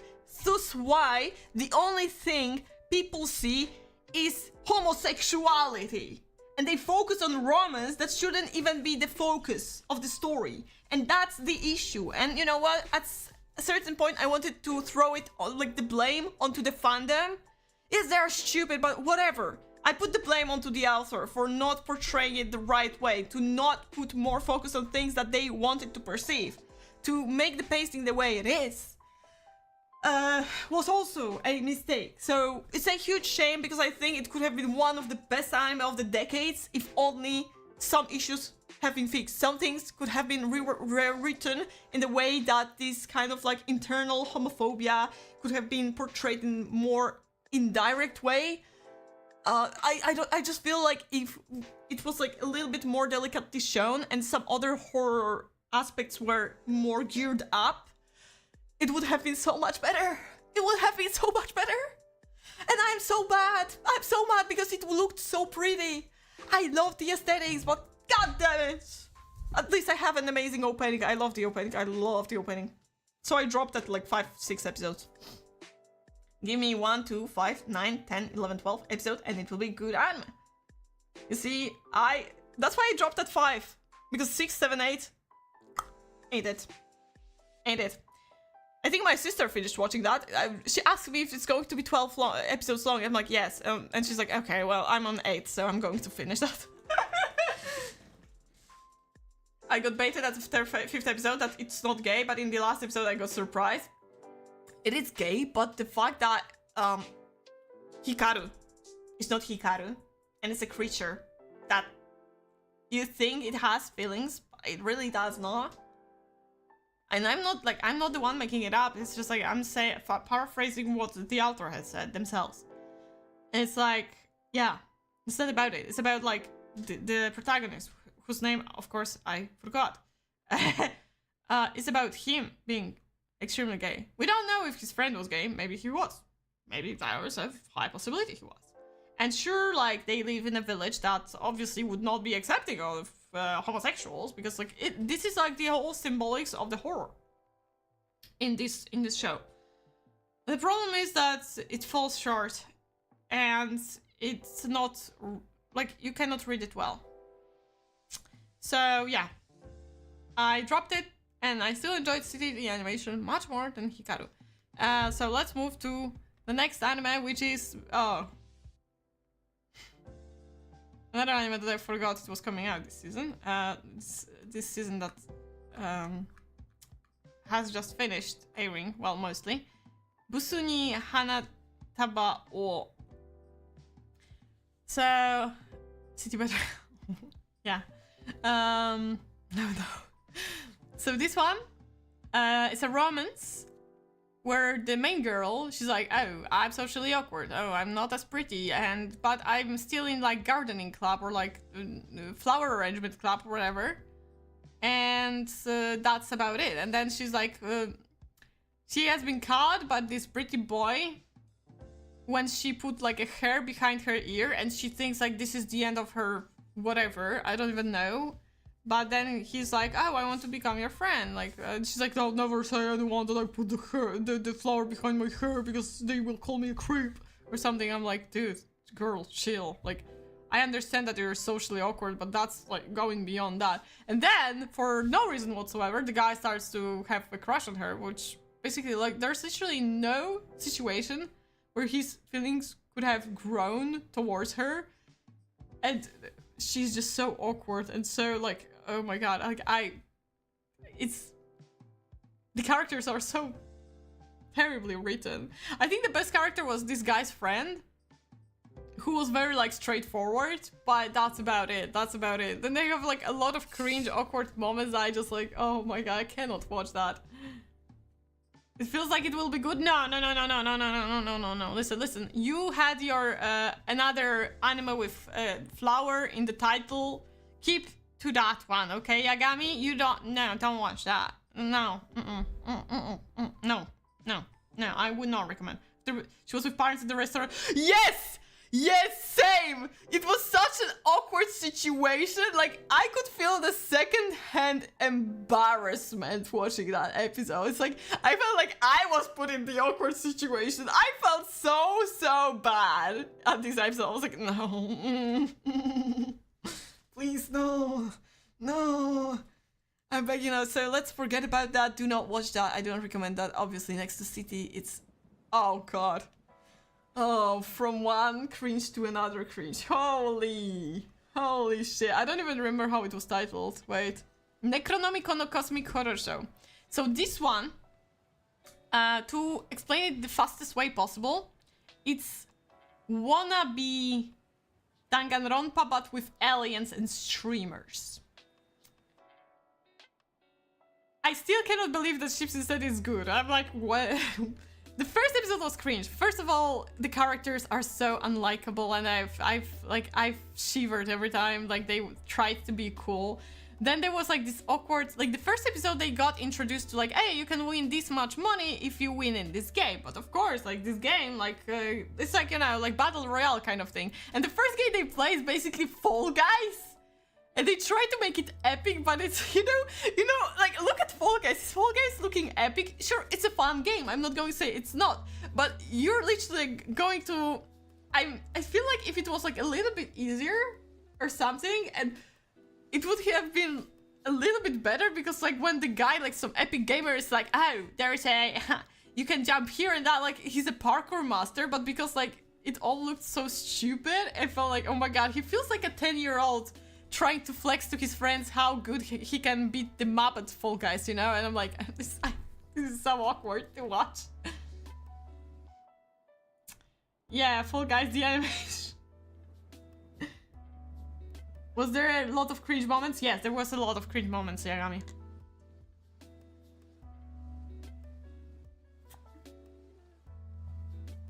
The female MC was the NPC, like, do something, and yet waiting to see all what she'll do. I ended up finishing the anime. Oh, I'm so sorry to hear that, Yagami. I'm sorry you wasted 12 times 20, 240 minutes of your life on this anime. I'm so sorry. It happens to me as well sometimes, so, you know.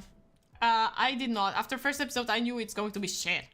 So I definitely immediately gave up, and I do not regret it. I'm going to delete it here. I don't want to look at it. City, the animation, still better. Let's move on. Okay, Secrets of the Silent Witch. So this is basically Bocchi the Rock, but as a witch. Maybe he watched in times 2. Well, then still 120. Times 4, it's still 60. Wait, 60? No. Math is not 80. Wait, yeah, 80. Like, what? I'm sorry, I cannot count today. Peak. Okay.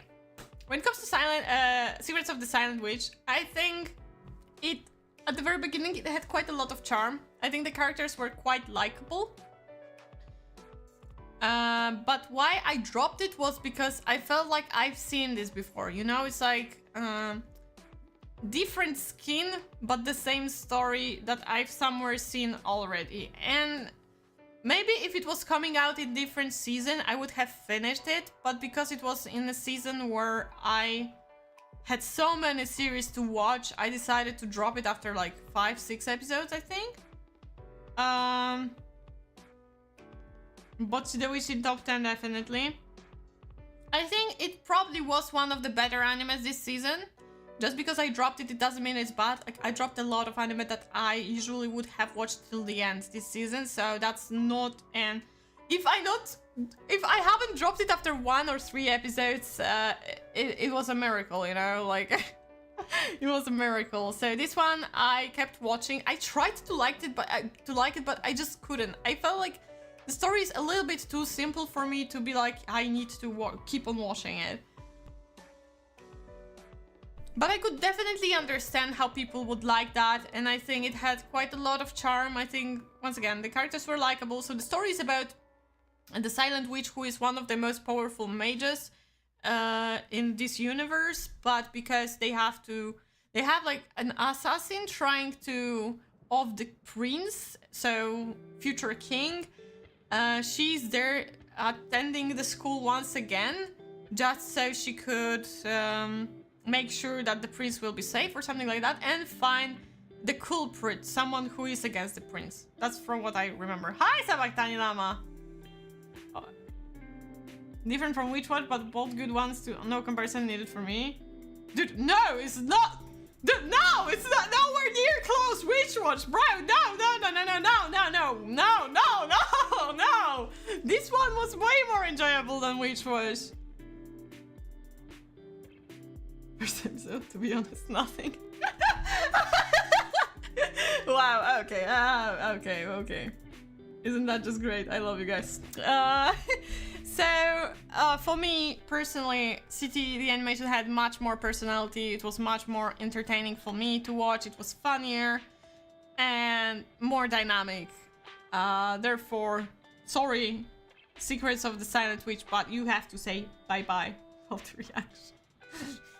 You said something atrocious, Yagami. Oh, there we go. Something you wanted, Yagami, and it's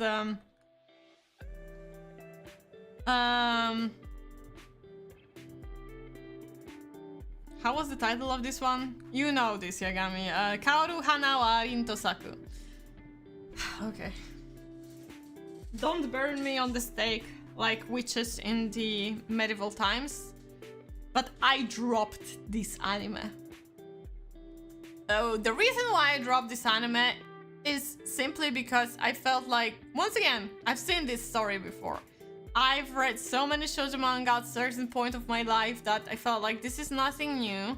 And sure, it is wholesome. Sure, the characters are cute. Yeah, I did not finish that. I did not finish. It wasn't even a comedy. Was it a comedy? I've watched like first 5 episodes, I think. And there was no comedy. I didn't feel like it was a comedy. It's like easygoing slice of life romance. And I gotta say, like, it just felt like I know which way it will go. And it's fine. And it's a feel-good show that many people will love. And I understand that. But personally, I don't feel like watching it. It's gay. It's not gay. Stop it, Llama. We already talked about karaoke. Let's go karaoke, okay? So for me personally, I just didn't feel like watching it anywhere further. You know, it's like sure they're cute, but that's the point. I think I already vented about it. It's just like they're only cute. They're only cute. It's just like nothing about their dynamics makes it more interesting for me. It's just like simple. Oh, I'm cute. He's cute. We're both kind of misunderstood. We start to understand each other more, fall in love, and we're wholesome and we're cute. I'm like, I like when there is a little bit of spice in a relationship, you know? I like when it's like getting more interesting. And the only spice there was like the schools don't like each other. The girls don't like the boys. And that was the only spice that happened. And honestly, I really felt bad for this red-haired guy. Like, first of all, he reminds me so much of Reki from Skate. So, first of all, he reminded me that Skate still doesn't have second season. And second of all, he was the one who always, like, got, like, I don't know, he got shot by a ricochet so many times. He's like, he was basically dealing with his own business. He's, like, minding his own business. And they were, like, always finding some issue with the guy. I'm like, leave him alone! Leave him alone! Hikaru. Yeah, about Hikaru we already talked as well. Yeah, there will be a second season. I'm almost sure there will be a second season. But I was like, wait till the second season. You know what, Yagami? They said it about Oregairu to me, and I don't trust it anymore. Like, I'm sorry, I have trust issues. After people told me, like, oh no, Oregairu is great, and I watched it, believing people, trusting in them, putting my hopes and faith, and it was shit.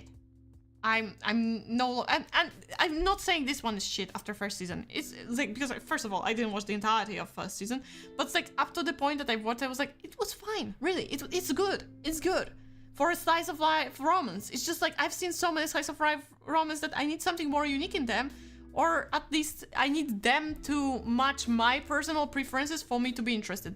Just because they do not match my personal preferences in what I like, what kind of cliches I like in shoujo, doesn't mean it's bad. It just means like it's not for me. I'm telling you, you'll love it. Just have patience. Will there be more of the red-haired guy, and will he get a happy ending, and will he become a protagonist? If this guy will not become a protagonist, I'm not interested, because honestly, he's the only character I truly wanted to care about. He's the only character I'm like, I want you to have happy life. The rest, I'm like, I hope you'll have a happy life, but honestly, I don't care that much. Fragrant Flower Peak. Hi, Bonito. Hi, hello. Well, you know, for you it may be peak, and I will not disagree, because I think it's like fairly well made anime. Like, the animation is pretty, the opening is fun, but I'm done. I'm gonna watch fierce pole battle between Aho and Narori. Wait, what? Will you cover non-anime like to be Hero X? Wait. I covered it already, Sabaktani. It's too late. We've been there. Lasted 3-4 rounds. Yeah, it was strong. It was going strong. Not as strong as City. But, once again, for me, personally, City the animation was just something that I enjoyed way more, to the point that I wanted to finish it. And Fragrant Flower, I'm leaving it to the fans of Fragrant Flower, like, live your happiest lives, enjoy your anime. I'm happy that you like it so much, because genuinely, I don't see anything wrong with this anime, it's just not up to my personal preferences. Best Girl hasn't even been shown properly. Well, Yagami, let me tell you, I'm not in this anime, so there's no Best Girl there. Okay, that was cringe. That was cringe! Forget about this, forget about that. I never said that. Let's move on. Sorry, Fragrant Flower, you're just not for me, but I'm pretty sure you can be #1 on so many lists. Okay, now we're talking! Now we're talking! Every character is great. I don't think that I didn't dislike any of the characters, but I didn't care that much about any of them either. So, yeah. Okay, now we have Gachiakuta, an anime that I was a little bit worried about because simply because I love the manga so much. And like any chance I got, I introduced it to people whom I felt like they could like it. But you know how it is. Sometimes you have the manga that you really like, and when they animate it, it's not doing so hot as an anime. Example, Sakamoto Days. Example, Kaiju Hajigo. But Gachiakuta did it. They freaking did it. And I'm gonna say that I was much more excited about every single new episode of Gachiakuta coming out than City the animation. I'm saying it. So what Gachiakuta is about is basically we have the universe where there is a sphere that is kind of like floating on top of the world, kind of in the air. And Rudo comes from there, but he comes from the parts that is more of a slums than you know, decent place to live in, because like, you know, it's like kind of like your usual setup where you have rich people and then you have slums, and they only live through the scraps and trash that is thrown their way. But there is another thing, is that those spheroids, they're throwing trash down below, and apparently down below is the true Earth, and that's where Rudo lands after being after he's being accused of a murder on his adoptive father. And that's how he ends up finding people, or rather those people end up finding him in this huge trash pile, and try to make him join with the reason of helping him find a way back on top so he can take his revenge on the true murderer of his father. Gachiakuta good, top 5 for me. Gachiakuta hasn't ended, it's not fair. Listen, Llama, listen, there were anime that had like Core 2. I'm counting only first 12 episodes in here, okay? I'm not counting anywhere further. So even without Amo arc, because I assumed like Amo is already in like second core. Sakamoto isn't much worse, it's just boring. It is boring. But I talked about Sakamoto already as well. I'm going to learn how to drive a car for some time. Okay, bye-bye, Benyu. I feel like it connects well.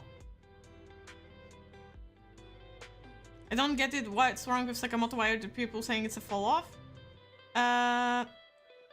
You see, Agami, why a lot of people think Sakamoto is bad is because it lacks soul, it lacks heart. So the moments that are supposed to be hype, they don't feel really hype. I feel like we also do not have that much.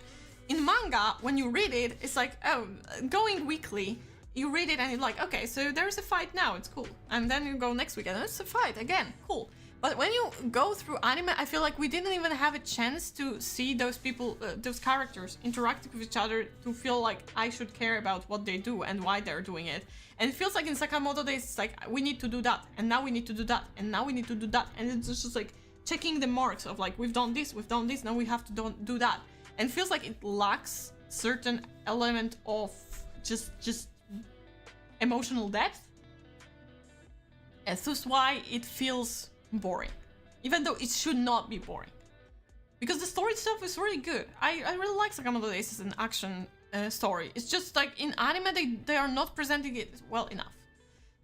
Okay, but back to this, because like I feel like Gachiakuta really is like, animation-wise, comedy-wise, action-wise. You see, in comparison to Gachiakuda, we have moments where those characters interact, where they have like silly shenanigans going on, even like whether it's just fighting with poop or eating candies to the point you become one huge ball of fat. It's just like those kind of moments where they can like take a breath, learn a little bit more about the universe, and only then move on to the next battle. Those moments are important. Those moments are something that is lacking within like the Sakamoto Days anime. Recognizing certain manga is so hard source material with 100 new characters, and that's another problem with Sakamoto Days, is because like, you know, they have to end a lot of characters, they have to beat them up, so like they're weak, so usually they do not come back. You get new characters and newer characters and newer characters, and you still have like a solid base of the characters that have been there from the beginning. So you're basically like, you don't have time to kind of like get into those characters. You don't know which characters are important, which are not. Which, once again, that does not happen in Gachiakuta. So that's pretty cool. And I gotta say, Gachiakuta is what beats CTD animation for me personally. I'm just like, even now, I'm still like excited about, oh my god, I cannot wait for the next episode. I want to see the next episode. I want to see this happening, that happening. I don't know if will Gachiakuta have another opening? I kind of hope not, because I feel like no matter what kind of opening they would give, it would not, like, in comparison to the first one, it would not hold up to it. Or so I think. But bye-bye city, you hold on to very long. I'm proud of you, but now we're moving on to Jigoku Sensei Nube. An oldie. A true oldie. True oldie anime. That has been rebooted. One of those that has been rebooted. But isn't that what Sakamoto Days is all about? Ex-assassins, and he's just defending his family. Yeah, I get the constant addition of characters. You get that, but it feels like too much, you know? Because like there are a lot of characters that in the end don't matter at all. And I feel like it would have been better. Because like Sakamoto is not killing the characters. So they might have as well returned. But the fact that not only Sakamoto fights them, but also JAA members, so like Osaragi, Nagumo, and they don't mind killing anyone. It feels like some of the characters that those guys fight, they are so unnecessary, because it's just like a random battle. You don't even know why they're fighting. Just because, I mean, you know why they're fighting, but it's just like a fight and then the character is gone. So what was the point of it? For character development, the author could have always slipped in mid-character about in particular chapter, like as a flashback. I feel like it's just like too much for Sakamoto Days. I think maybe if it was a little bit shorter, it would have worked better.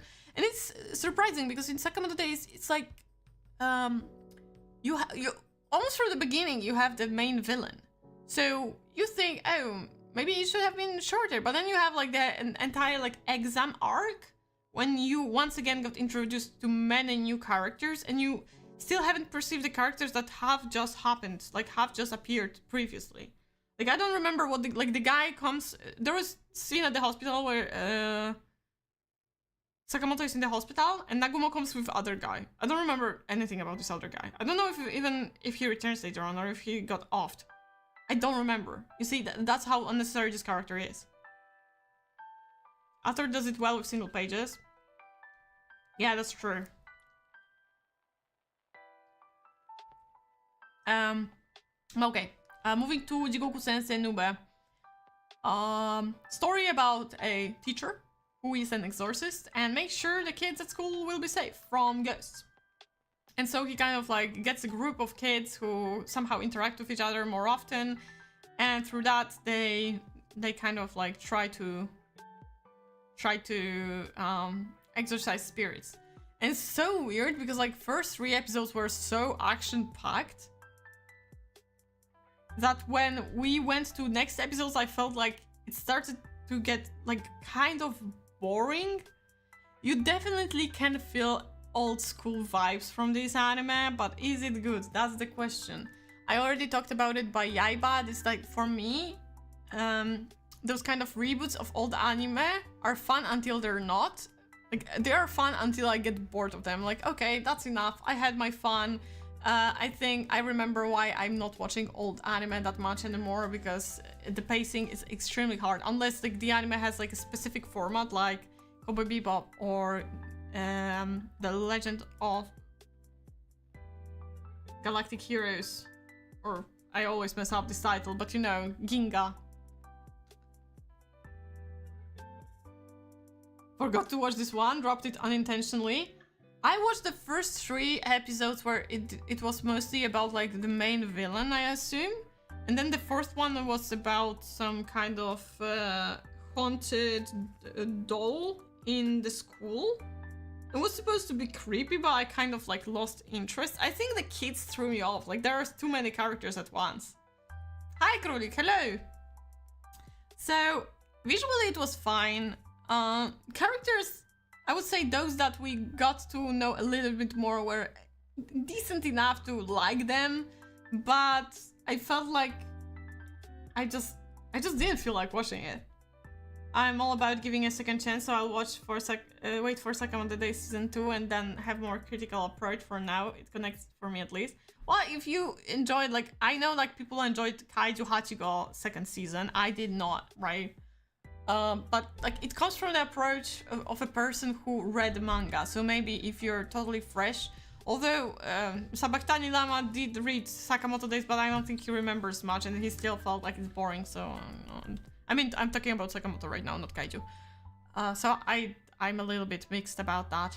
I gotta say, in this case, it's just like in Jigoku Sensei Nube, it's just like it was just like not interesting enough to keep me wanting to watch it. Simply enough. Therefore, Gachiakuta stays. Oh, Clevares. Oh shit! I knew something was missing from this list. I was like, wait, something haven't we done? Like, it was more there to show. And it's Clevares. And I feel so embarrassed because after like first 2 episodes, I was like, this anime is intriguing. Hell Teacher is one of those anime that I can learn some new things. Oh, like about like the demons or something? Because honestly, like, I only lasted for 4 episodes, and it's like, it's not like something pissed me off or I felt it's weak, it's just like, I didn't feel like watching it, you know? And because, once again, this season was terribly stacked, I had to make sacrifices pretty quickly. Because I couldn't keep up. I couldn't keep up with everything. So, Clevares is an anime about some demon destroying a whole kingdom. But then the mother of the little prince that's here, the baby in here, says, oh, to this guy who usually has different form, not this femboy form, says like, please spare this child, it will bring the future for the country, the better future, or something like that.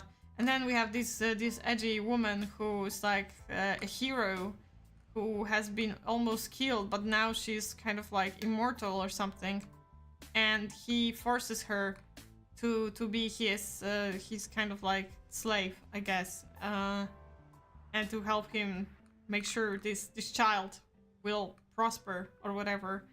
And I'm the worst at making like, what's this anime about? I'm the worst at explaining it. The stories of the yokai, still love it. I like them too, but I think I like them more when it's like straightforwardly about yokais and not like through humans explaining it. Like, you have Gegege no Kitaro, for example, or Hozuki no Reisetsu once again. I prefer to learn from those kind of medium than like when we have a teacher and kids, and it's like, okay, it's fine as well, but it's just like there are forms that I prefer much more.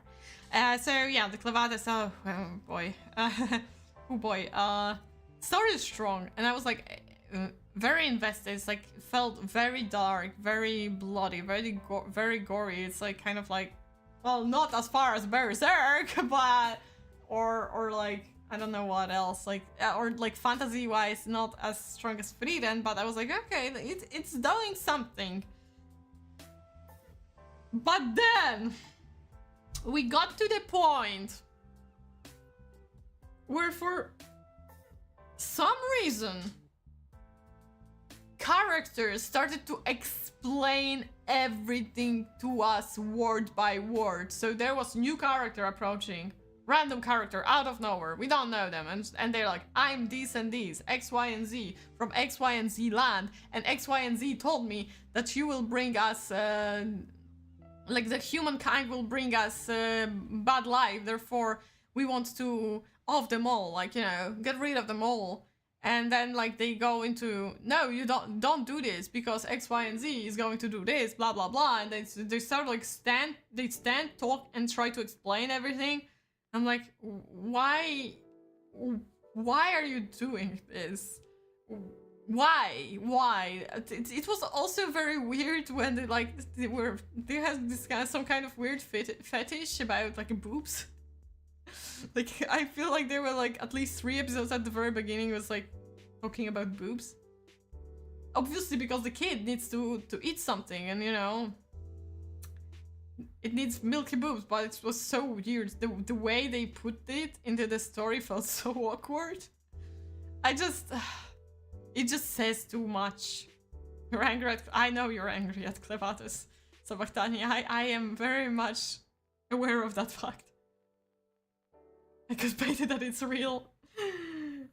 It's a decent anime. Yeah, I thought so too. Like, after first episode, I was genuinely intrigued, and I thought, oh, maybe it's going to be like deep fantasy with darker themes, but in the end, it started turning more into isekai vibe than anything else. They seemed so robotic until Alicia started traveling with him. Who the fuck was Alicia? Who the fuck was Alicia? Did I even get to the character named Alicia, or was it the wait? For me, I didn't watch everything. I gave up at like what, 5th episode? Was Alicia the blonde? If Alicia is the blonde one, then no, she wasn't the blonde one, right? No, what the fuck? Wait, it would be faster. Oh, there it is. Wait, what? You say the blonde girl? For me, the hero, the Yusha, so the blonde girl is Alicia. I didn't even remember that. I think she was like also weird. Like I don't know what her character was supposed to represent in the end. It's like, at first she was like, oh, so righteous, and then suddenly she doesn't mind it as much to be his like slave or whatever. You can call it art even. I'm not going to call anything art in here other than Gachi Akuta. I just... Man... They're... Yeah, blonde girl on the poster. Yeah.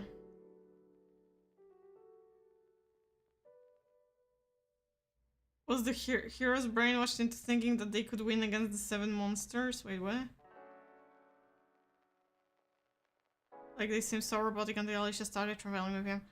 I didn't read too deep into that because, once again, like, at certain point, I think it was like after the whole thing with the red-haired woman,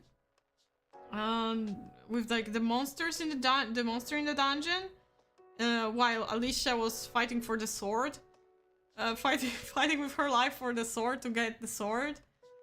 After that, the random character appeared, and then they started explaining everything. I'm like, this is not how you do it. This is not how you tell the story. This is, why are you doing this? Stop. Make generic fantasy isekai anime, but convince people it isn't. Yeah, kind of. Yeah, kind of, basically. That's how it felt, and I got pissed off because it truly felt like it had a lot of potential, only for this potential to be ripped out of it by force. So yeah, Clavatus, that ain't it. I'm so mad. It's like, I think it's the biggest disappointment of this season that has just finished coming out. I would say so, yeah. Gachi Akuta is unique. Gachi Akuta has the vibe. Gachi Akuta feels like Soul Eater, but with its own premise. And I'm his Soul Eater. And it's like, it's better than Soul Eater in certain aspects because it doesn't have like these Gunner baits all over the place. So yeah, bye bye Club Addison. I think it's the last one and oh my god, okay. I should have set it up differently. Okay. Well, I mean, maybe it's a good finale. Because for me, those are two strongest positions of this season. And now people are looking at it and like, oh my god, Aikeji is basic as fuck. Like she's some kind of like casual, dirty casual saying that. It's like, oh damn, who does not watch Dandadan and Gachiakuta? Actually, I think quite a lot of people don't watch that Gachiakuta, and there is a specific group of people who finds Dandadan problematic, even though it is not. This is hard because like second season of Dandadan, I would say it was amazing. It was amazing. Okay, I loved it. I didn't remember how much I loved the Evil Eye.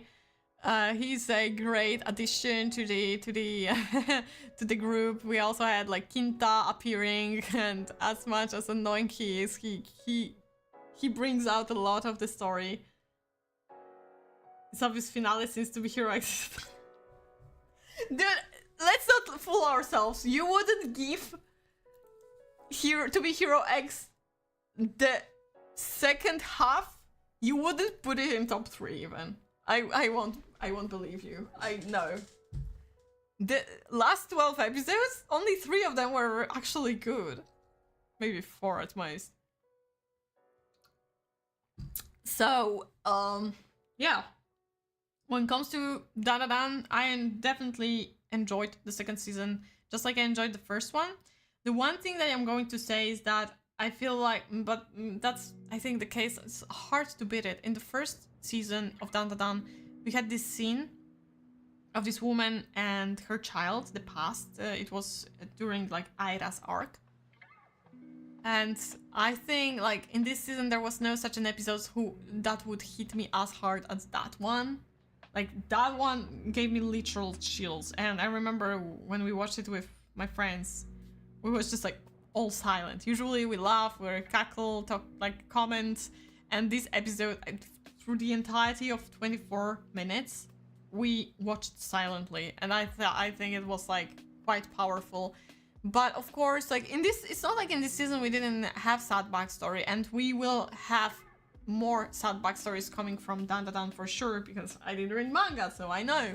But I feel like it didn't leave as much of an impact on me as the first season, and yet it was still great. Like, oh my god, the band, the Hunting Soul song, it was epic. There were so many great moments. Like, you watched it and you had no idea what's going on, but you enjoyed it so much.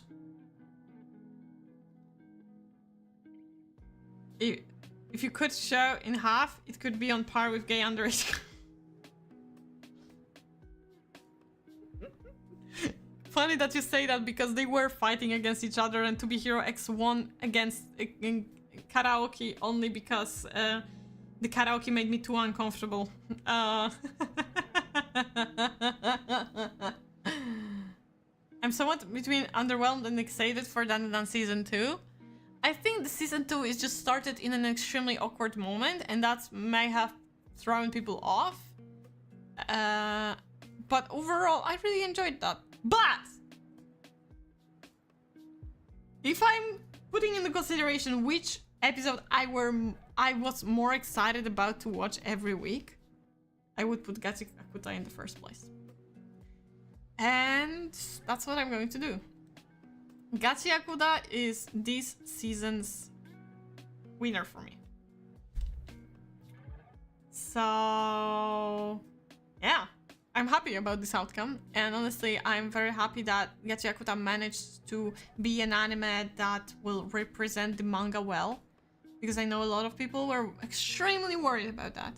The story is engaging, the characters are intriguing, and the designs are like one of the best. Kei Urana is a true goat. I'm not surprised that Mori Calliope does not change her profile picture drawn by Kei Urana, because honestly I would not either. It's just like this art style is too goated. Dandadan is slightly worse than first season, but it's not anime's fault. That is true. That is very much true. It always feels shit when you like a certain manga, you recommend them to some people, they say it's shit or don't want to read it because they don't feel like it's their vibe. The anime comes out, it gained mainstreams, and everyone likes, yo, best anime, so good. I don't know if that happened to me because for example, I recommend Gachiakuta to Zobak Tani Lama, and honestly I feel like he cared more about this anime being good than I did. So I feel proud of this recommendation. When it comes to recommending anime, I did have the issue of like people just putting me away. The situation that I've had was not about like, oh no, this manga not my vibe, it's shit, but then it becomes mainstream. Like, I can believe this thing happening and it would piss me off as well. I personally did not experience that. I think like I'm trying to remember, but I don't think it's happened to me. But I did have a situation where I recommended manga and the person was like, no, I don't feel like it, blah, blah, blah, blah, blah. But then the other person recommends the manga and suddenly it's like, oh my god, it's so cool. This pissed me off a lot. So yeah, I hate that.